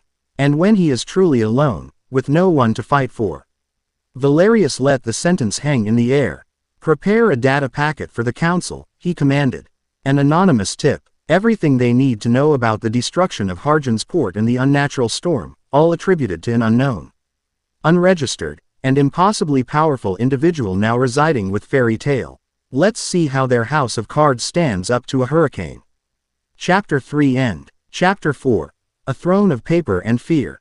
The letter arrived on a Tuesday, carried not by a frantic messenger bird but by a stern-faced rune knight in polished armor, whose presence alone sucked the usual mirth from the guild hall. The document was heavy, made of thick, expensive parchment and sealed with the imposing wax emblem of the Magic Council. It was addressed not to Master Makarov, but directly to the anomaly residing at Fairy Tail. Known as Naruto Uzumaki, the very title was a declaration of war. It stripped him of his name, of his humanity, and branded him as a thing. A problem. Makarov read the summons aloud to the hushed guild, his voice tight with a rage he was struggling to contain. Naruto was being summoned to an emergency hearing at the council's headquarters in Era. The charges were vague but damning. Suspicion of engaging in unsanctioned, large-scale reality alteration, responsibility for the anomalous atmospheric event at Harjan Port, and possession of unclassified, unregistered magical abilities that pose a continental-level threat. The air in the guild crackled with indignation. Continental-level threat, Natsu roared, slamming a fist on a table and incinerating it. He stopped a storm. He didn't start it. This is absurd, Urza stated, her voice cold and sharp as steel. They have no proof, only speculation. This isn't a summons, it's a witch hunt. It's the anonymous source part that bothers me. Gray muttered, unconsciously frosting the edge of the bar.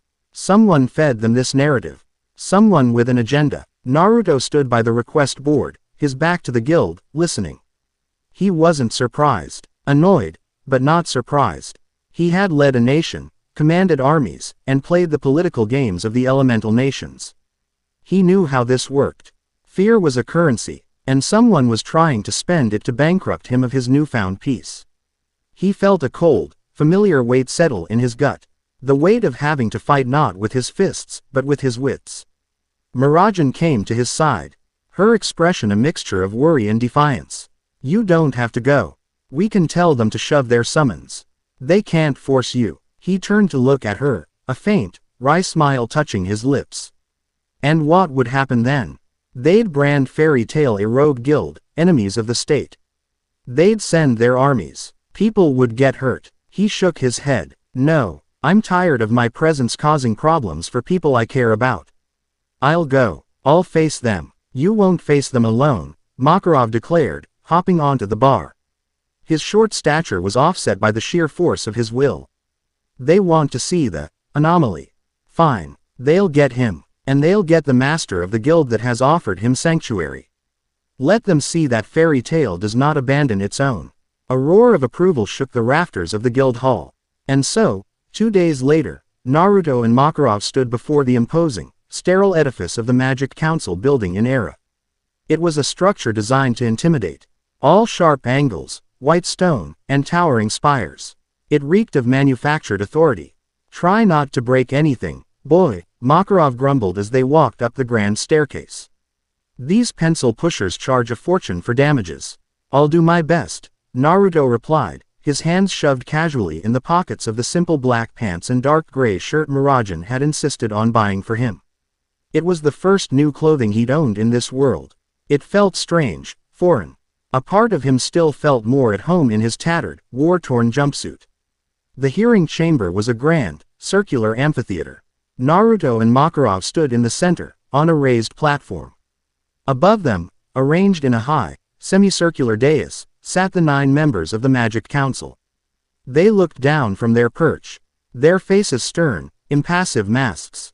In the center sat Chairman Crawford, a man whose benign, elderly appearance was betrayed by the cold, calculating look in his eyes. To his right sat a man Naruto instinctively disliked, a hard-faced, militaristic man named Grandoma, whose gaze was fixed on Naruto with undisguised hostility. The gallery above was empty, save for a few armed Rune Knight guards. This wasn't a public trial. It was an interrogation. Chairman Crawford banged a gavel, the sound echoing unnaturally in the vast chamber. This emergency session of the Magic Council is now in order. We are here to address the matter of the unregistered entity, hereafter referred to as the anomaly, currently under the protection of the Fairy Tail Guild. He looked down at Naruto. His gaze like that of an entomologist studying a particularly strange insect. You are the one they call Naruto Uzumaki. I am, Naruto said, his voice calm and even, carrying easily through the chamber without him needing to raise it. And you were present at Harjan Port during the unnatural meteorological event 2 weeks ago. I was. Our sources indicate that the storm, Wick, H registered as possessing power equivalent to an S-class magical disaster, ceased its activity at the precise moment of your intervention, Grandoma interjected, his voice a harsh rasp. Explain this. Naruto met the man's hostile glare without flinching. The storm was chaotic. I made it calm. How? Doma pressed, leaning forward. What spell did you use? What ancient magic allows a single man to command a hurricane? It wasn't magic, Naruto stated simply. A murmur went through the council members. Doma scoffed. Do you take us for fools? We have analyzed the Ethernano residue, or rather, the lack thereof. The laws of nature were not bent by magic, they were rewritten. That is a power akin to a god's. A power you have no right to possess.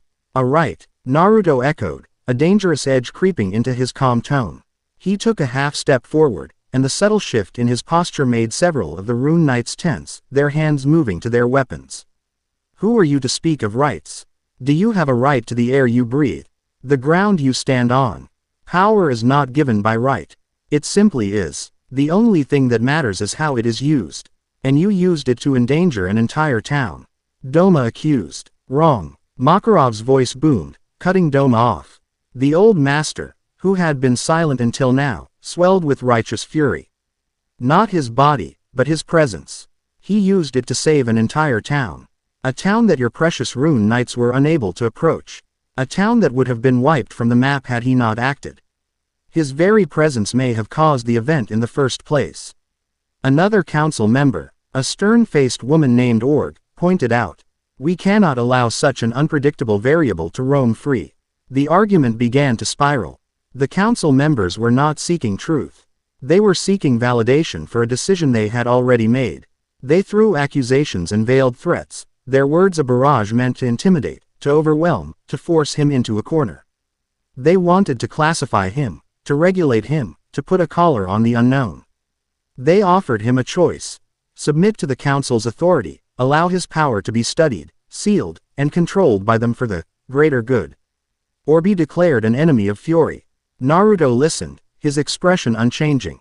He let them exhaust their arguments, their fear, their arrogance. He had faced down men who believed themselves gods. These squabbling politicians, hiding behind their paper thrones, were nothing. When a lull finally fell over the chamber, he spoke. His voice was not loud, but it commanded the absolute attention of everyone present. You speak of control, he began, his gaze sweeping across each council member, meeting their eyes one by one. You want to put me in a cage, study me like a lab rat. Because you are afraid. You see a power you don't understand, and your first, last, and only instinct is to chain it. He took another step forward, his presence seeming to grow, to fill the chamber.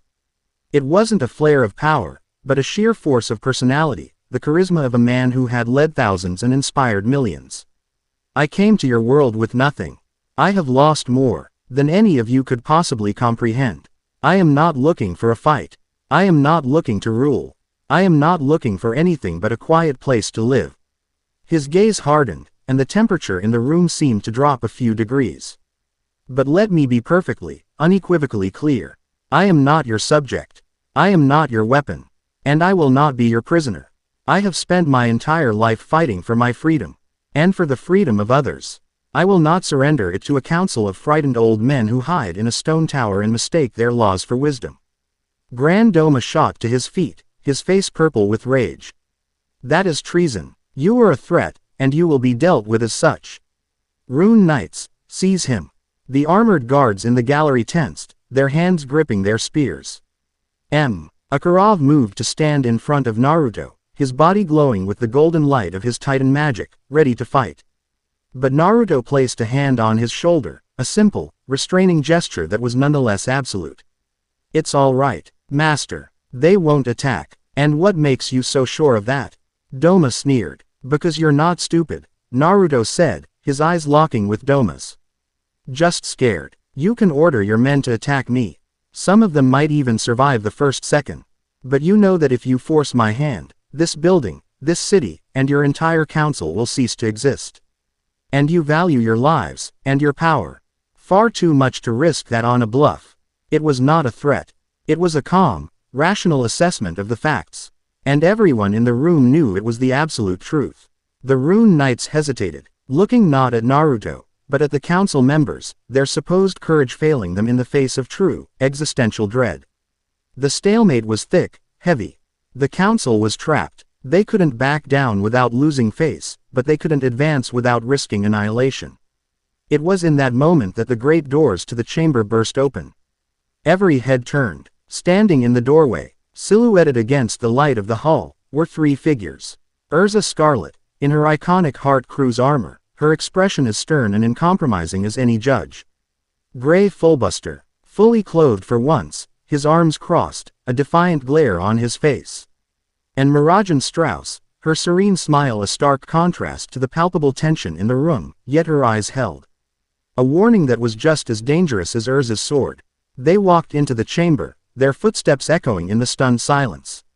They didn't say a word. They didn't have to. They simply walked to T.'s central platform and stood behind Naruto and Makarov. Their presence was a statement. A line drawn in the sand. He is one of us. If you want him, you go through all of us. And everyone in that room knew that behind these three stood the full, unbridled, and utterly chaotic might of the entire fairy tale guild. A guild that had defied the council before. A guild that had a reputation for leveling cities by accident while trying to save them. Chairman Crawford looked at the five of them standing together, the ancient, powerful master, the beautiful, terrifying she-devil, the legendary Titania, the formidable ice mage. And at their center, the calm, unshakable enigma who could unmake the world with a gesture. He saw not a threat to be contained, but a force to be reckoned with. An unbreakable, united front. He slowly sank back into his chair, the fight draining out of him. He was a politician, a man of calculations and acceptable losses. This was an unacceptable risk. He picked up his gavel and struck it once. The sound a dull thud of defeat. This hearing is postponed, he announced, the word tasting like ash in his mouth. Pending further investigation. You are free to go. Grand Doma sputtered in protest. But the other council members were already gathering their papers, refusing to meet his eyes. The confrontation was over. Fairy Tail had won. As they walked out of the silent chamber, leaving the humiliated council in their wake, Makarov clapped Naruto on the back. Ha, you see, boy, that's how you handle politicians. You don't ask for respect, you demand it. Urza gave a curt, approving nod. Your composure under pressure was admirable. You spoke with the conviction of a true leader. Yeah, not bad for a new guy, Gray added, a grudging smirk on his face. Though you could have let us have a little fun. Quote, Naruto didn't respond to them. His eyes were on Mirajane. She was smiling at him, a real, radiant smile filled with pride and relief. I told you we wouldn't let you face them alone, she said softly, for his ears only. I know, he said, and the warmth in his chest was a more powerful feeling than any god-like power he possessed. He had made his choice clear in that chamber. His loyalty wasn't to a village or a nation anymore. It wasn't to a forgotten past. It was here, with these people. He had chosen Fairy Tail. And Fairy Tail had chosen him. High in orbit, aboard the Veritas, Praetor Valerius watched a recording of the hearing. He did not frown. He did not scowl. His expression was one of serene, academic interest. Fascinating, He murmured to himself. The emotional bonds are stronger than anticipated. The entity, fairy tale, possesses a collective ideological fortitude that defies conventional political pressure. His subordinate, Unit 734, shimmered into existence beside him. Having been recalled from Magnolia, Preter, the hearing was a failure. They have rallied to his side. He is more entrenched than ever.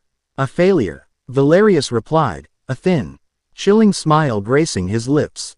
My dear Unit 734, you mistake the nature of the experiment. One does not test the strength of a wall by knocking on it. One tests it by hitting it with a battering ram to see where the cracks form. He turned away from the screen and gestured to a larger, tactical display of the continent of Fury. The hearing was not the battering ram. It was merely the first knock. The goal was not to control him. It was to publicly identify him, to force him to declare his allegiance, and to alienate him from the established power structures of this world. In that, it was a spectacular success. Quote, the scout looked confused. But he is not isolated. He is surrounded by allies. Precisely, Valerius said, his eyes gleaming with cold, strategic light. An DA fortress is only as strong as its weakest wall. He has declared that his loyalty is to Fairy Tail. So, we will no longer target him. We will target the guild. He pointed a slender finger at the tactical map. At a location deep in the mountains north of Magnolia, our long-range sensors have detected a significant source of unstable, chaotic magic here. A dormant Etherian weapon, left over from this world's past conflicts. Dangerous, unpredictable. He then pointed to another location, a small town at the base of those mountains.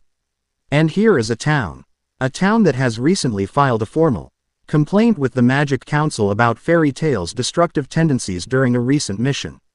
Valerius's smile widened. The next phase begins. We are no longer an anonymous source. We will introduce a new player to the board. One with the power and the motivation to challenge the anomaly directly. We will create a rival. He turned to his subordinate.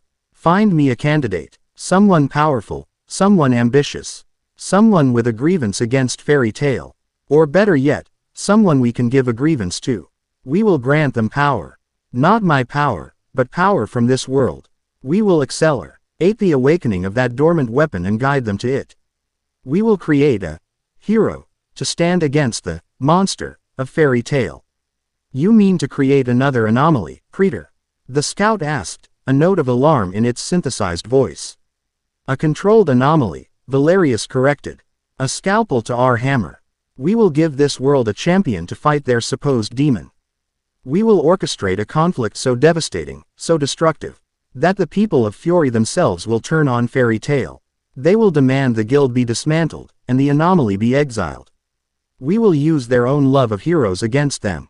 He looked back at the image of Naruto, standing defiant and proud with his new friends. He thinks he has found a home, Valerius whispered to the cold, silent stars. We will make him watch as we burn it to the ground.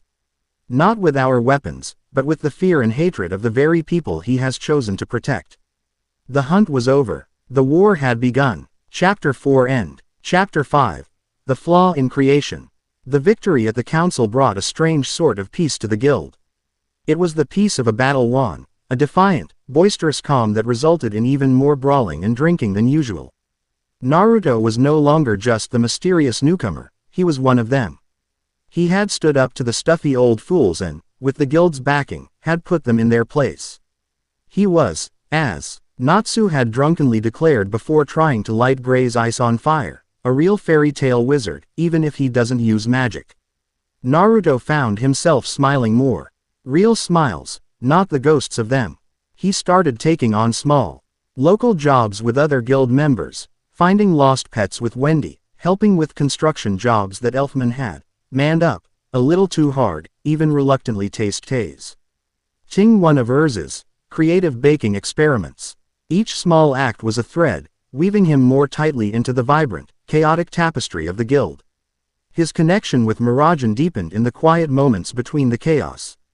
They would talk late into the night at the bar after most members had stumbled home, or take long walks by the canal that ran through Magnolia. They spoke of everything and nothing. He told her sanitized stories of his world, of ramen, of hilarious training mishaps with his master, of the brilliant, infuriating friend he'd chased across the world. He never mentioned the war, the death, or the burden of his power. She, in turn, told him of her own past, the fear and rejection after her first takeover, the fierce love for her siblings that gave her strength, the cons.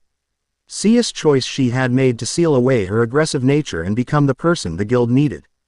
They were two sides of the same coin, a demon who chose to be an angel, and a god who just wanted to be a man. They understood the duality in each other, the immense power held in check not by weakness, but by choice. The air between them was thick with an unspoken affection, a gravity that pulled them inexorably closer. It was a slow, natural burn, a fire kindled by mutual respect and a profound, shared sense of seeing and being seen. It was during one of these quiet afternoons that the peace was shattered. Naruto had sought solitude in the East Forest just outside Magnolia. It was a habit he couldn't break. The constant noise of the guild was a welcome change from the silence of his past. But sometimes he needed to feel the earth, to listen to the wind in the trees, to let his senses expand and reconnect with the natural world. He was sitting in the lotus position at the center of a sun-dappled clearing, his eyes closed, drawing in the calm, vibrant life energy of the forest. It was a form of meditation, a way of centering himself in this new reality. A flicker, a wrongness. It wasn't a sound or a sight. It was a disturbance in the very fabric of the clearing. The natural energy he was communing with suddenly recoiled, like a tide pulling away from a patch of oil-slicked shore. The chirping of crickets ceased.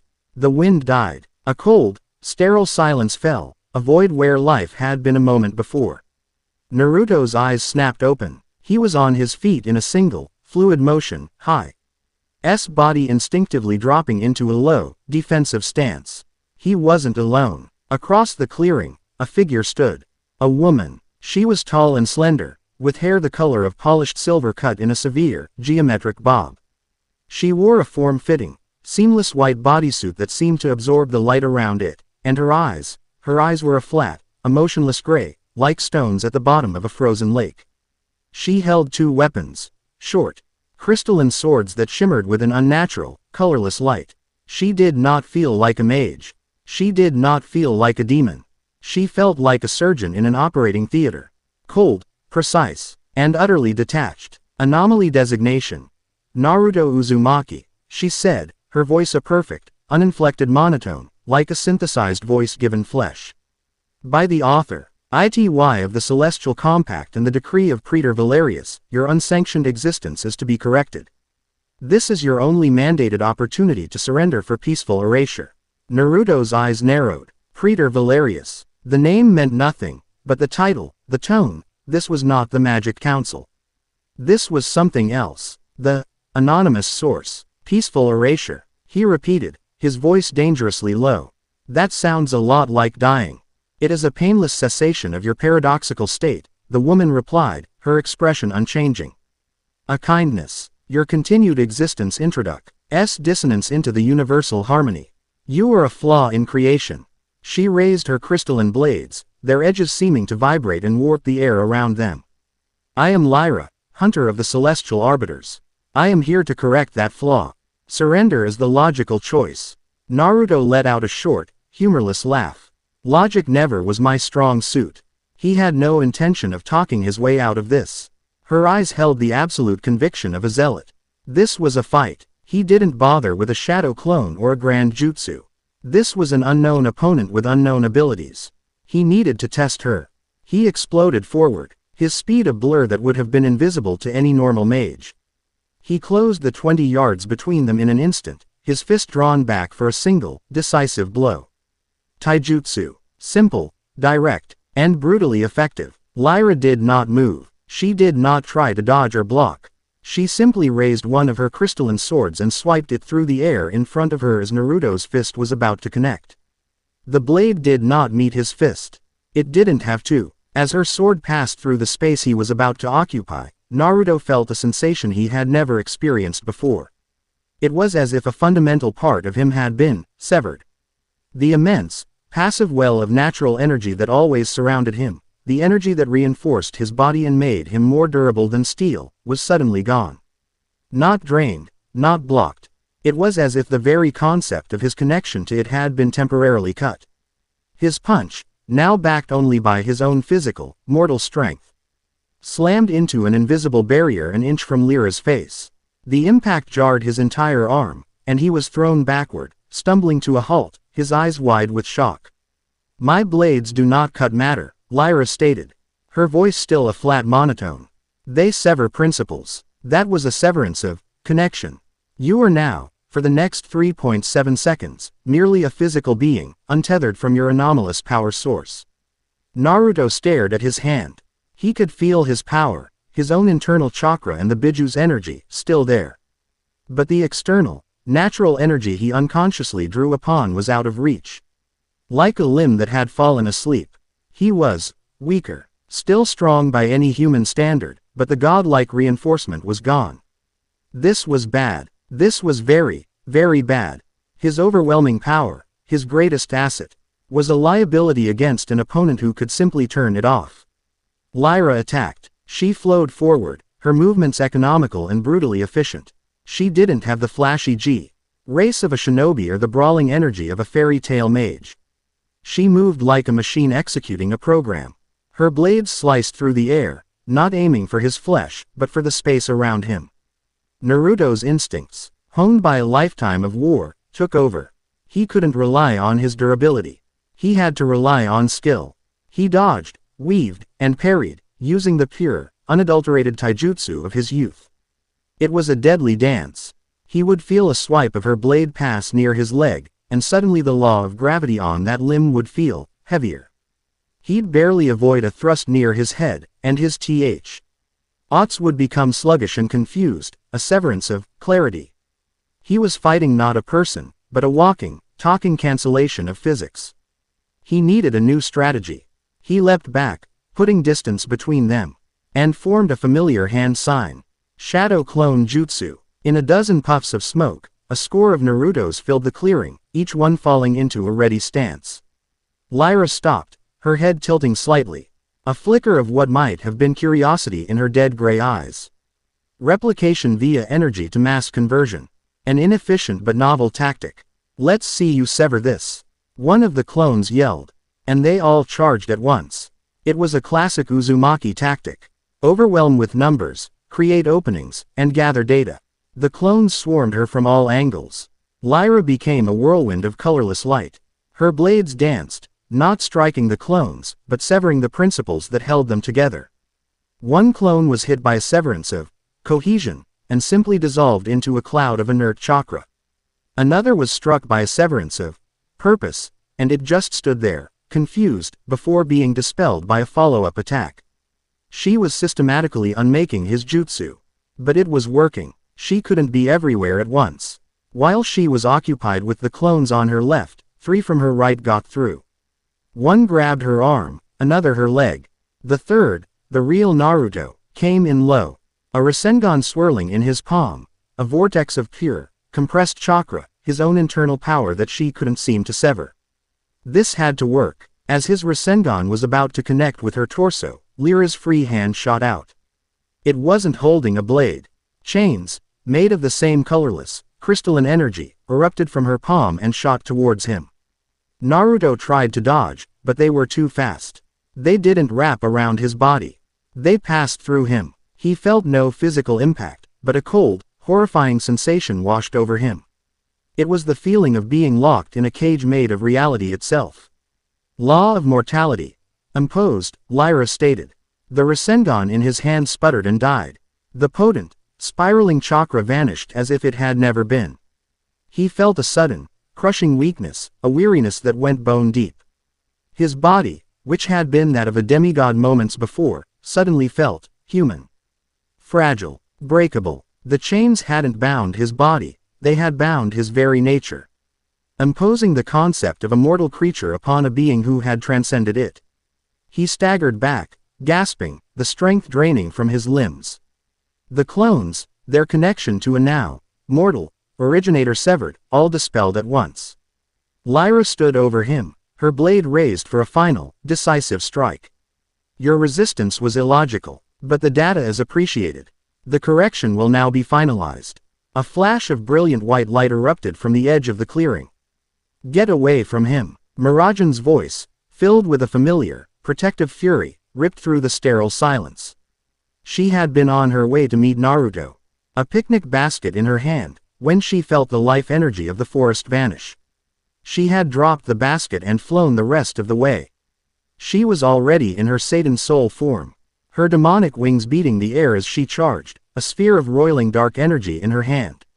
She launched it at Lyra, a blast powerful enough to level a city block. Lyra, forced to abandon her final blow on Naruto, turned to face the new threat. She swiped her blade through the path of the attack. "Severance of malice," she intoned. The blast of dark energy, an attack born of Mirajane's intent to harm, lost its primary defining principle. It didn't vanish. Instead, the compressed ether nano, now stripped of its purpose, simply unraveled in a harmless, glittering shower of purple sparks, like a firework. Mirajane's eyes widened in shock. Her most powerful attacks were useless. Lyra's gaze settled on her. Local entity. Mirajane Strauss. Magical affinity. Take over, Satan's soul. A transformation-based magic that overwrites the user's biological and spiritual data with that of a demonic entity.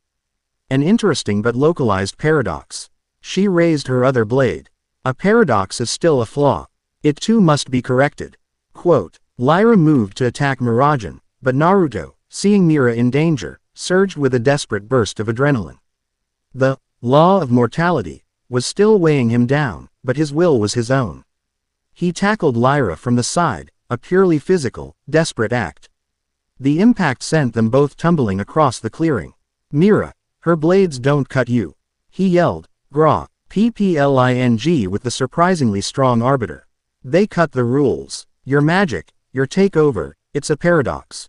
It might be something her powers can't define." He was buying her time, giving her crucial intel. He was using his mind.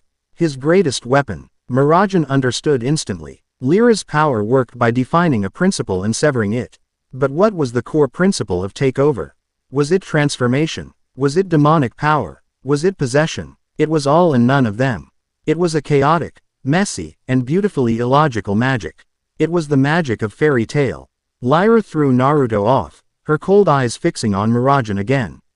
"Your interference is futile." She lunged, her blade aimed not at Mira, but at the space in front of her. Severance of transformation. The blade sliced through the air. But Mirajane didn't detransform. Her Satan soul form remained. Lyra's eyes widened a fraction of a millimeter, the first genuine sign of surprise she had shown. Mirajane smirked, a dangerous, demonic glint in her eyes.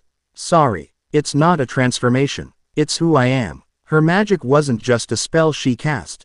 It was a part of her soul, integrated, accepted. It was her identity. How do you sever a person's identity? That split second of confusion was the only opening they needed. Naruto, seeing his chance, acted. The law of mortality was still active, but it only suppressed his divine nature. It didn't suppress his shinobi training. He slammed his hand on the ground. He couldn't mold chakra for a powerful jutsu, but he could still manipulate it on a basic level. Summoning jutsu, he roared. There was no giant toad. He had no contract in this world. But he summoned the next best thing. Using the latent moisture in the earth and a massive amount of chakra, he summoned a colossal wave of mud and water that erupted from the ground beneath Lyra's feet. It wasn't a powerful attack, but it was disorienting, messy, and completely unexpected. Lyra was thrown off balance, her perfect, sterile form splattered with mud. Her conceptual weapons were useless against a simple mudslide. In that instant of chaos, Mirajane struck. She didn't use a projectile. She closed the distance, her claws wreathed in darkness, and engaged Lyra in close quarters combat. It was a brutal, ferocious melee. Lyra's blades swiped, trying to sever Myra's speed, her strength, her cohesion. But Myra's form was so inherently paradoxical, so chaotically defined, that the severances struggled to find purchase. It was like trying to cut smoke. Mirajane landed a solid, claws-first slash across Lyra's chest. For the first time, the Arbiter was physically struck. Her white bodysuit tore, and a thin line of pale, silvery blood welled up. She stumbled back, her gray eyes staring at her own wound in disbelief. Pain. A concept she inflicted, but had not experienced. She looked from the wound to Naruto, who was pushing himself to his feet, the effects of the law of mortality finally beginning to fade. Then to Mirajane, who stood ready, a protective demoness guarding her charge. Her internal chronometers told her the probability of a successful correction had dropped below the acceptable threshold. Data acquired, Lyra stated, her voice holding a new, almost imperceptible tremor. The anomaly's emotional tether creates a synergistic, unpredictable variable. Standard correction protocols are insufficient. A pillar of white light engulfed her. It was not a spell, but a transport beam. She was being recalled. Before she vanished completely, her cold, pitiless gray eyes locked with Naruto's. There was no anger in them. No hatred. Only a deep, chilling pity that was more insulting than any rage. "You are a flaw in creation," she said, her voice echoing as she dematerialized. "A beautiful, tragic mistake. You cling to these fleeting emotions, these illogical bonds. They will not save you. They will only be the anchor that drags this world down with you when the arbiters come to correct you. The Praetor will not fail again." And then she was gone. The sterile silence vanished, and the sounds of the forest, the wind, the birds, the insects, rushed back in, as if a great weight had been lifted. Naruto stood panting, the last vestiges of the imposed mortality fading, the familiar, comforting warmth of his full power returning. He looked at Mirajane, who immediately let her transformation drop, rushing to his side. Her face etched with worry. "Naruto, are you hurt? What was that thing?" she asked, her hands hovering over him, checking for injuries. He caught her hand, his grip firm and reassuring. "I'm fine. Just outmaneuvered." He looked at the spot where Lyra had vanished, his mind racing. Celestial arbiters. Praetor Valerius. A flaw in creation. The threat was no longer a vague shadow. It had a name, a face, and a terrifyingly potent ability. They weren't just trying to pressure him politically. They were sending hunters, assassins who fought with concepts instead of fists. And Lyra's final words echoed in his mind. "The anchor that drags this world down with you." He looked at Mirajane, at her worried face, at the person who had just thrown herself at a conceptual god-killer to protect him. And for the first time, a sliver of real, cold fear entered his heart. Not for himself. He had faced death 100 times. But for her, for the guild, for this new home he was just starting to believe he deserved. The arbiters had made a critical error. They thought his bond with Mirajane was his weakness. They didn't understand. It had just become his greatest strength. And his reason to stop holding back. On the Veritas, Lyra rematerialized on the command deck, stumbling and clutching the wound on her chest. Medical drones immediately swarmed her. Praetor Valerius watched her, his expression unreadable. "Report," he commanded. "Correction failed, Praetor," Lyra said, her voice strained. "The anomaly's strategic adaptability is higher than projected. The local entity, Mirajane Strauss, possesses a conceptually unstable power that acted as a direct counter to my severance authority. The combination of their abilities, it is an unforeseen synergy." Valerius stepped closer, looking down at the wound on his hunter's chest. A wound inflicted by a native of this backwater world. "Unforeseen," he repeated softly. "Yes, it seems I have underestimated the chaotic nature of emotional bonds." He did not sound angry. He sounded delighted. "Praetor, a direct assault is no longer the most logical path," Lyra continued, her training overriding her pain. "I recom. ND a strategic withdrawal and re-evaluation. The target is more dangerous and more integrated than we believed." Valerius smiled, and the sight was truly terrifying. "Withdrawal. My dear Lyra, you have brought me the most wonderful news." He turned to the main view screen, which now showed a live feed of Naruto and Mirajane in the forest, standing close, their hands clasped. "You have confirmed it for me. The bond is the key. But not as a weakness to be exploited through psychological warfare. As a target to be surgically removed." His eyes gleamed with a fanatic's light. "You have shown me a direct assault on the anomaly is problematic. So be it." He brought up the tactical map again, the one showing the dormant Etherian weapon and the small town at the foot of the mountains. A new icon blinked on the map. A portrait of a man. A powerful, disgraced mage with a known grudge against Fairy Tail. "We will proceed with Phase 2, Valerius declared. We will no longer attack the anomaly. We will attack his world. You failed to correct the flaw today, Hunter. But you have given me the perfect blueprint for its demolition. We will force him to make a choice. His own existence, or the existence of everything he has come to love. Let's see how strong his will is when he is holding the ashes of his new home in his hands. The Praetor looked at the screen, at Naruto's determined face. You have won this battle, Anomaly. But you have just shown me how to win the war. Chapter 5 End. Chapter 6. A sky of paper lanterns and falling stars. The aftermath of Lyra's attack left an invisible scar on the fabric of their lives. To the rest of the guild, it was just another quiet week. Natsu fought Gray, Urza ate her cake, and the world kept turning. But for Naruto and Mirajane, the world had changed. They now shared a dangerous secret, a silent understanding of the celestial threat that loomed in the void. The encounter had not driven them apart with fear, it had forged their bond into something harder, sharper, more defined. Naruto was different. The quiet observer was gone, replaced by a man with a renewed, sharpened focus. He still smiled, he still shared quiet moments with Mira. But there was a new intensity in his eyes, a vigilance that never slept. He began training in earnest, not just meditating in the woods, but pushing his body and his power in secluded areas far from the town. He was refamiliarizing himself with the full, devastating arsenal of his abilities, adapting his old fighting style to this new world's physics, preparing for a war he knew was coming.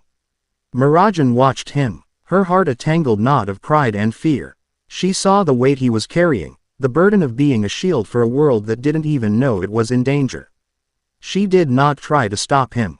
Instead, she became his partner in this silent vigil. While he trained his body, she trained her mind, delving into the guild's archives, reading ancient texts, searching for any mention of beings from other worlds. Of celestial arbiters, of weapons that cut concepts instead of flesh. She found nothing, but the act of searching, of fighting alongside him in her own way, was its own kind of strength. Their affection, once a slow-burning ember, was now fanned by the winds of impending conflict. It became more tangible, more real. A shared look across the crowded guild hall held a universe of meaning.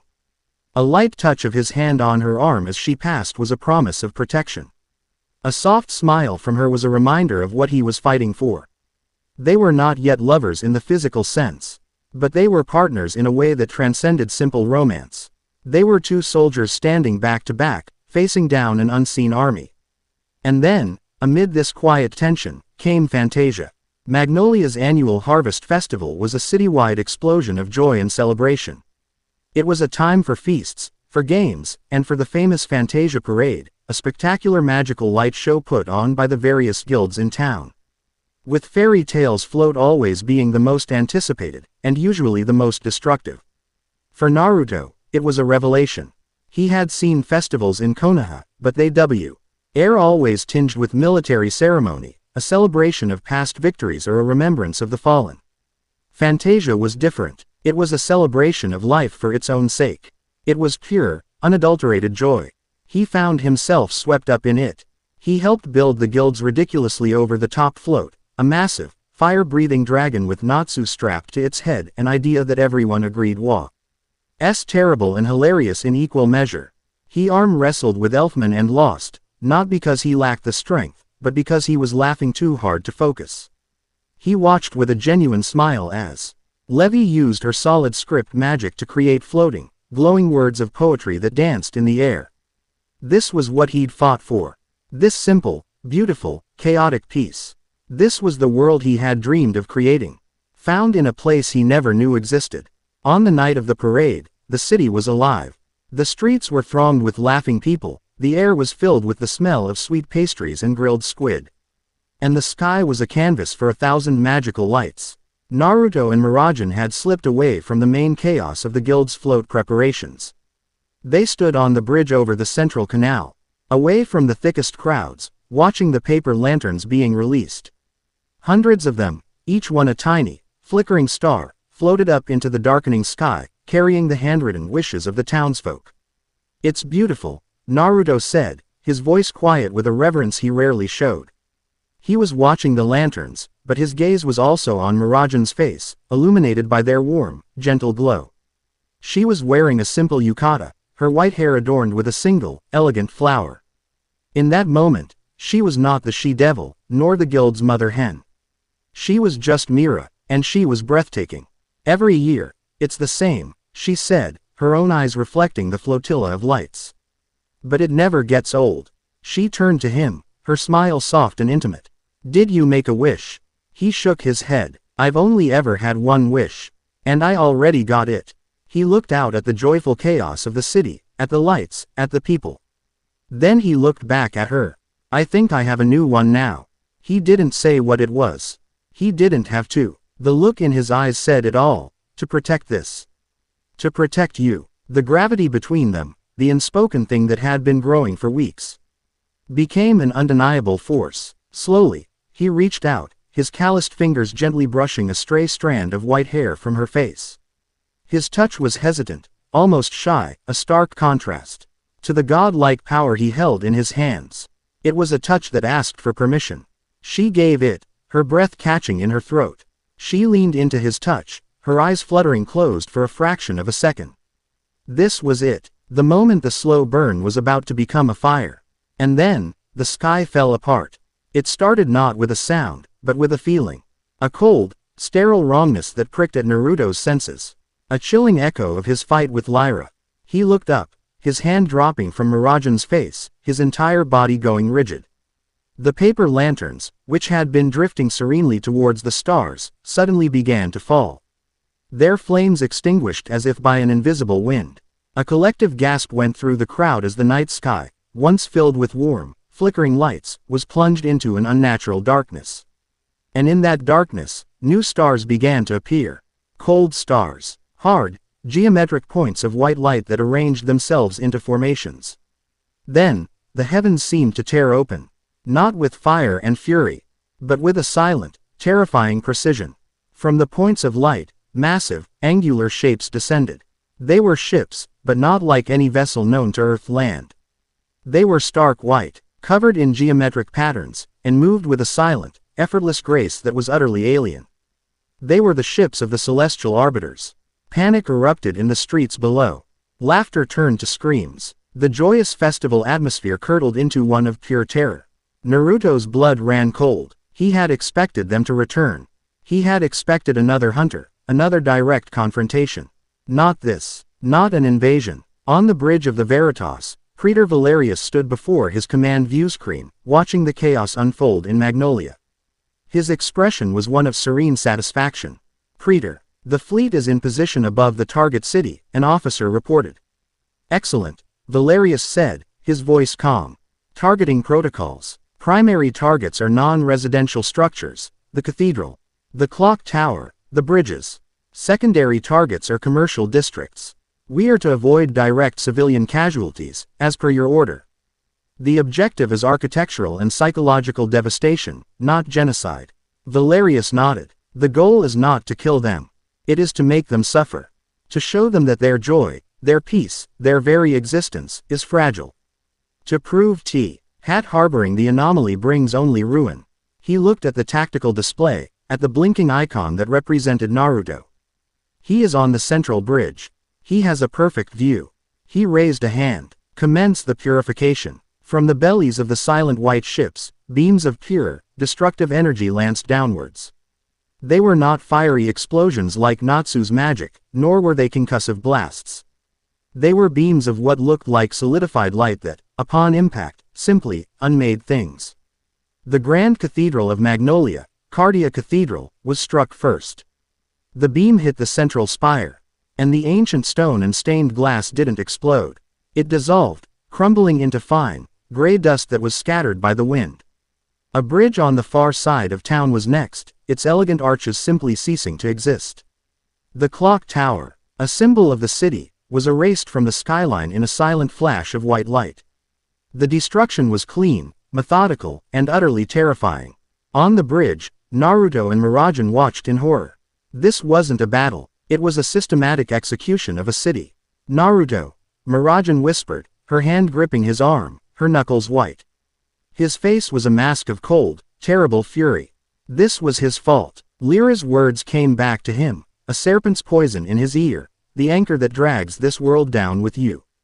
They weren't attacking him. They were attacking everything he had just wished to protect. They were using his newfound home as a weapon against him. It was a cruel, brilliant strategy. He was being forced into an impossible choice. He could hold back his power, try to fight them on their terms, and watch as Magnolia was dismantled piece by piece, its people traumatized, their lives ruined. Or, he could unleash the true, terrifying extent of his power to protect them. And in doing so, become the very monster the Arbiters claimed he was. He would prove them right. He would show this world a power so immense it would be feared forever. He looked at Mirajane's horrified face. At the city burning. No, not burning, being erased, and the choice became no choice at all. Fear was a price he was willing to pay. Annihilation was not. From the guild hall, the members of Fairy Tail were pouring out, their faces a mixture of shock and rage. What is that? Lucy screamed, holding Plue tightly. An army, Gray shouted, already stripping to his boxers out of pure combat instinct. It doesn't matter what they are.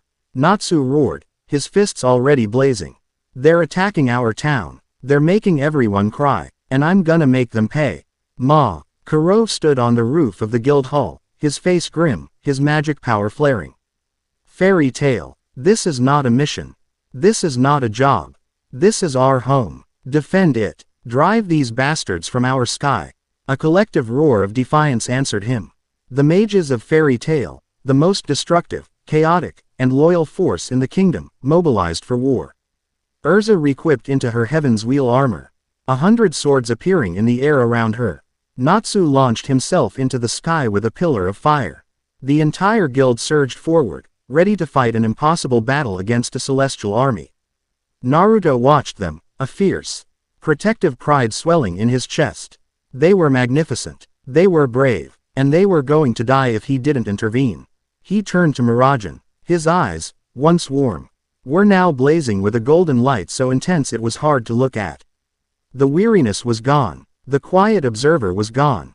The lonely god was gone. In his place was the dragon god, a being of unimaginable power. And he had just found his purpose. Mira, he said, his voice a low, resonant hum that seemed to vibrate in her very bones. Get back to the guild. Help the others. Get the civilians to safety. What are you going to do? She asked, her heart pounding. She could feel the power rolling off him in waves, a pressure that made the very air thick and heavy. He didn't answer with words. He answered with action. He took a step forward, onto the railing of the bridge. And then he stepped up, into the air, as if walking on an invisible staircase. He rose, slowly at first, then faster, ascending into the night sky toward the alien fleet. As he rose, his power, so long held in check, so carefully restrained, was finally unleashed. A column of brilliant, golden energy erupted from him, shooting up into the heavens like a second sun. It was not chakra in its raw form. It was something more. It was the combined energy of the 9 Biju, the life force of a world that was, and the natural energy of a world that is. All fused, all perfected, all under the command of a single, unified will. The oppressive coldness of the Arbiter's presence was blasted away by a wave of pure, overwhelming life. His form, wreathed in the golden aura, began to change. The whisker marks on his cheeks darkened, becoming more pronounced. His eyes shifted from blue to a burning gold, his pupils becoming sharp, draconic slits.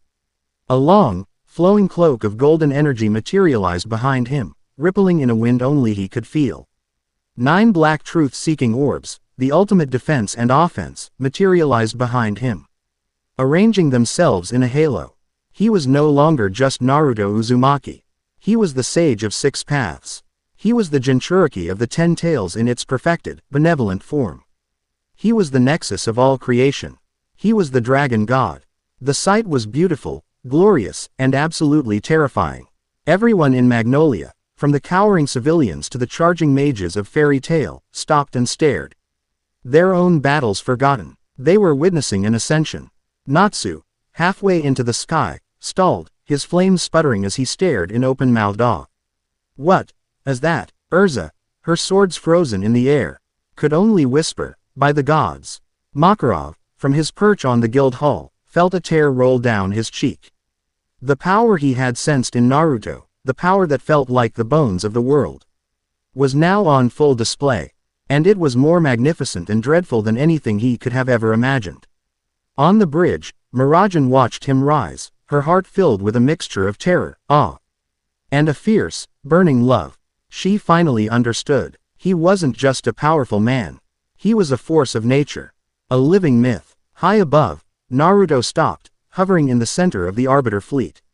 He looked down at the city, at the fear on the faces of the people, at the guild members who had become his family. Then he looked at the fleet surrounding him. He didn't shout a challenge. He didn't make a grand declaration. He simply raised his hands to his sides, his palms facing down. He took a deep breath, and the golden energy surrounding him pulsed, expanding outwards. It grew, from a small aura to a massive sphere, and then it flattened, spreading across the sky like a canopy. It was a dome, a shield of pure, golden energy that stretched from one end of Magnolia to the other, covering the entire city in a protective, semi-transparent blanket of light.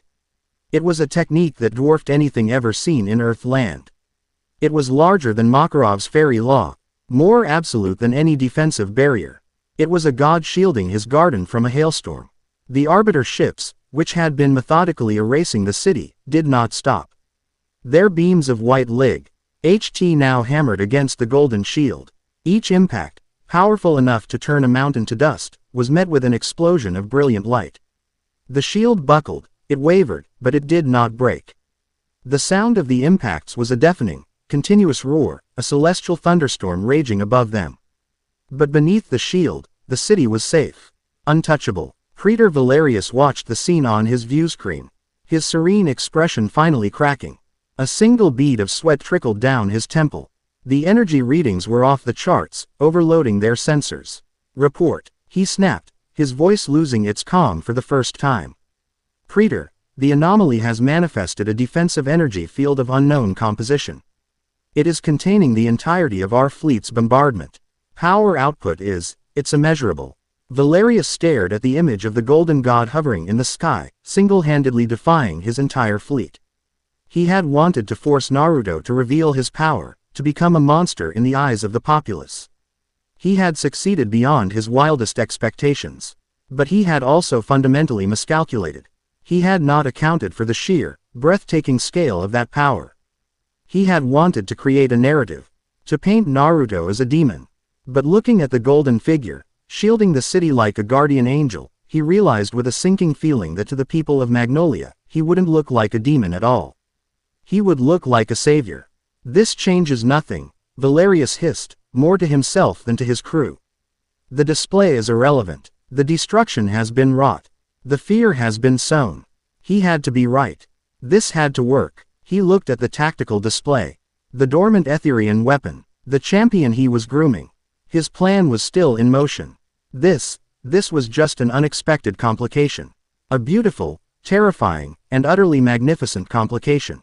He had wanted to make the world fear Naruto. He had just given them a reason to worship him. And in his zealotry, Praetor Valerius did not yet understand the most dangerous truth. A man who was worshipped is far harder to kill than a man who was feared. His war for Naruto's soul had just escalated to a level he was not prepared for. Chapter 6 End. Chapter 7. The Unraveling Hymn. The golden shield held. Above Magnolia, a man had become a god, and his divinity was a canopy of unshakable light. The celestial bombardment, a force designed to unmake civilizations, hammered against the barrier in a relentless, silent tantrum. Each impact sent shudders through the golden dome, causing it to shimmer and ripple like the surface of a pond struck by 1,000 stones, but it did not break. Down below, the people of Magnolia and the mages of Fairy Tale could only stare upwards, their own struggles forgotten. Their hearts caught between terror and awe. They were mice cowering under a lion's paw, shielded from a storm of eagles. Naruto hovered at the apex of his shield, the eye of his own hurricane. The golden energy flowed from him. A river of impossible power made manifest. He felt the strain, not of the power output, that was a near limitless well, but of the control. He was shaping his energy with a delicacy that defied its scale, ensuring no stray shockwave, no pulse of raw power, leaked through to harm the city below. His focus was absolute, his mind a fortress. But he knew this was a stalemate. A glorious, breathtaking stalemate, but a stalemate nonetheless. He was a shield, an unbreakable one, perhaps, but a shield cannot win a war. He was pinned, his entire focus dedicated to defense. He couldn't drop the shield to attack without exposing the city to instant annihilation. He was trapped by his own act of protection. He was a master strategist. He knew his enemy knew this too. The arbiters were not fools. This constant bombardment wasn't an attempt to break the shield. It was a holding action. They were keeping him pinned while they prepared their real weapon. He could feel it, a new energy signature, building in the heart of the arbiter fleet. Something cold, something complex. Something that wasn't designed to destroy, but to undo. On the bridge of the Veritas, Praetor Valerius had regained his composure. The initial shock of Naruto's display had passed, replaced by a cold, analytical fury. The anomaly was more powerful than his worst-case projections. It didn't matter. Raw power was a clumsy tool. The arbiters wielded scalpels of cosmic law. The anomaly is locked in a defensive posture, Valerius stated, his voice once again a calm, chilling monotone. His emotional attachment to the city has forced him into a strategically untenable position. He cannot attack without sacrificing that which he protects. He gestured to his tactical officer. The bombardment has served its purpose. It has him pinned. Deploy the anchor. A bay door opened on the underside of the massive Arbiter command ship. From it descended a construct unlike the others. It was not a ship. It was a colossal, crystalline spire, dozens of stories tall, surrounded by 3 concentric rings of the same colorless, light-absorbing material as Lyra's blades. The rings spun slowly in opposite directions, and as they moved, a low, subsonic hum began to emanate from the device. The spire descended through the fleet, passing through the bombardment, and positioned itself directly above the center of Naruto's golden shield. It did not attack. It simply floated there, a shard of non-existence hanging in the sky. Then, the hum changed. It rose in pitch, becoming a low, harmonic chant. It was not a sound that traveled through the air, but a vibration that seemed to resonate directly with the fabric of reality itself. It was a song played on the strings of universal law, an unraveling hymn. Naruto felt it instantly. It was 1,000 times worse than Lyra's chains. It was a pervasive, invasive frequency that sought out everything that was wrong with his existence. The energy of his home world, the chakra of the Biju, the very nature of his ascended state, all of it was anathema to this song. The hymn was a harmonic that reinforced the standard laws of this universe, this earth land. It was a cosmic tuning fork that was trying to force everything in its vicinity to vibrate at the correct, approved frequency. For normal mages, the effect was disorienting, a strange pressure at the back of their minds. A feeling like vertigo. Their Ethernano felt sluggish, a little harder to command. For Naruto, it was agony. His intrinsic connection to the world's natural energy, the very power he was using to fuel his shield, was being actively contested. It was like trying to drink from a river that was simultaneously trying to push him away. The golden shield flickered violently. A pained grunt was forced from his lips. His body, a paradox made flesh, was being assaulted on a fundamental level. It felt like every cell in his body was being pulled in 2 different directions at once. The unraveling hymn was not a weapon to break his shield. It was a weapon to break him. Down in the city, the mages of Fairy Tail felt the shift. The pressure in their heads intensified. "What is this feeling?" Lucy asked, clutching her temples. "My magic. It feels sticky. It's some kind of interference." Levi shouted, her own analytical mind struggling against the mental fog. "It's coming from that giant spike." Makarov, his experienced senses screaming at him, understood the terrifying truth. It's a suppression field. They're not trying to break Naruto's shield. They're attacking him directly. Mirajane watched from the street, her heart seizing with ice-cold fear as she saw the golden shield flicker and dim. She saw Naruto's form, high above, shudder in the air. He was in pain. They were torturing him. The rage returned, a white-hot nova. "We have to destroy the thing," she yelled, her voice cutting through the panicked confusion.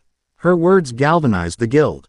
Their purpose, which had been lost in the face of Naruto's divine intervention, was now crystal clear. He was holding the sky up for them. They had to clear the board so he could fight. Fairy Tail, a guild now facing two fronts, went to war. The battle became a masterclass in organized chaos. Urza Scarlet took command, her voice a clarion call over the battlefield. Natsu, Gajeel, your Dragon Slayer magic is the most destructive. I need you to draw the fleet's fire. Create a diversion. Give us a path to that spire. She commanded. You got it. Natsu roared, a savage grin on his face. He and Gajeel, the Iron Dragon Slayer, launched themselves upwards, not at the spire, but at the smaller Arbiter skirmishers that had begun to descend from the main fleet. Fire dragons roar. Iron dragons roar. Massive torrents of fire and razor-sharp metal shrapnel blasted into the sky. The Arbiter ships' own shields flickered as they took the brunt of the attacks. It was like throwing rocks at a castle wall, but it was noisy. It was chaotic, and it was drawing their attention. As the diversion began, the ground war started. Dozens of sleek, white, robotic Arbiter soldiers, looking like featureless versions of Lyra, teleported onto the streets of Magnolia. They moved with silent, deadly efficiency, their mission to sow chaos and tie up the guild's ground forces. Gray, Juvia, lock down the east side. Elfman, Lizana, west side, do not let them reach the civilian shelters. Urza ordered, reequipping into her adamantine armor, its massive shields designed for pure defense. She planted RSELF in front of the main path to the guild hall, where many civilians were hiding, becoming an immovable wall. The mages of Fairy Tail met the Arbiter soldiers head-on. It was a clash of magic versus technology, of passionate, chaotic energy versus cold, logical precision. Gray's ice walls rose to block laser fire. Elfman's beast soul arms smashed through robotic chassis. Kana's magic cards exploded in showers of elemental energy. It was a desperate, brutal fight. The Arbiter soldiers were strong, fast, and their weapons were designed to disrupt Ethernano, making every spell a struggle. But Fairy Tail had something the machines didn't: heart. They fought with a wild, unpredictable fury, for their friends, for their home, for the man who was currently holding back the heavens for them. While the guild held the line, a specialized team made their move. Levi, we need a weakness, Mirajane said, flying low over the rooftops, her Satan soul wings beating furiously. She was providing air support, blasting any soldiers who tried to flank their friends. I'm working on it, Levi called back. She was set up behind a makeshift barricade with Freed and Bixlow, a magical projection screen in front of her. She was running a high-speed analysis spell, trying to decipher the alien text that was faintly visible on the spinning rings of the reality anchor. It's not a language, she muttered, her fingers flying across a magical keyboard. It's mathematics, cosmic equations that define physical laws. This thing it's like the universe's source code. High above, Naruto was gritting his teeth, sweat beading on his forehead. The golden shield was flickering more frequently. The hymn was getting stronger, the pressure more intense. He felt his connection to the natural world fraying, the threads snapping one by one. His own vast, internal chakra reserves were still there, but they weren't enough. He needed the external energy. He needed the world to help him hold the sky. He could feel his friends fighting below. He could feel their fierce, defiant spirits. Their courage was a warmth against the sterile cold of the anchor's song. He couldn't let them down. He closed his eyes, ignoring the pain, and focused his will. He was a sage. He was a sensor. He couldn't fight, but he could see. He extended his senses, not outwards, but downwards, through his own shield, into the city. He became a battlefield commander from 1,000 feet in the air. His voice, a calm, focused whisper, resonated not in their ears, but directly in the minds of the guild's strongest fighters, telepathic link forged by his immense power and his bond with them. Urza, a squad of heavies approaching from your left flank. 3 seconds. Urza's eyes widened, but she didn't question it. She spun, her twin swords already in motion, and met the 3 hulking Arbiter machines that had been about to ambush her. Gray, their weapon systems are overloading your ice. Don't block, refract, bend the beams, don't stop them. Gray, who had been struggling, changed tactics.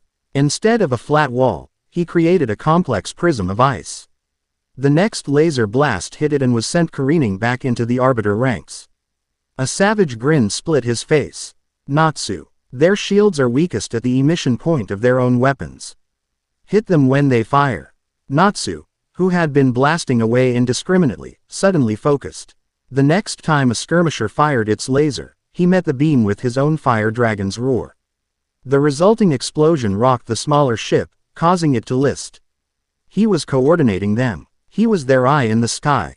Their strategist, turning the tide of the ground battle while simultaneously enduring an agony that would have shattered any other mind.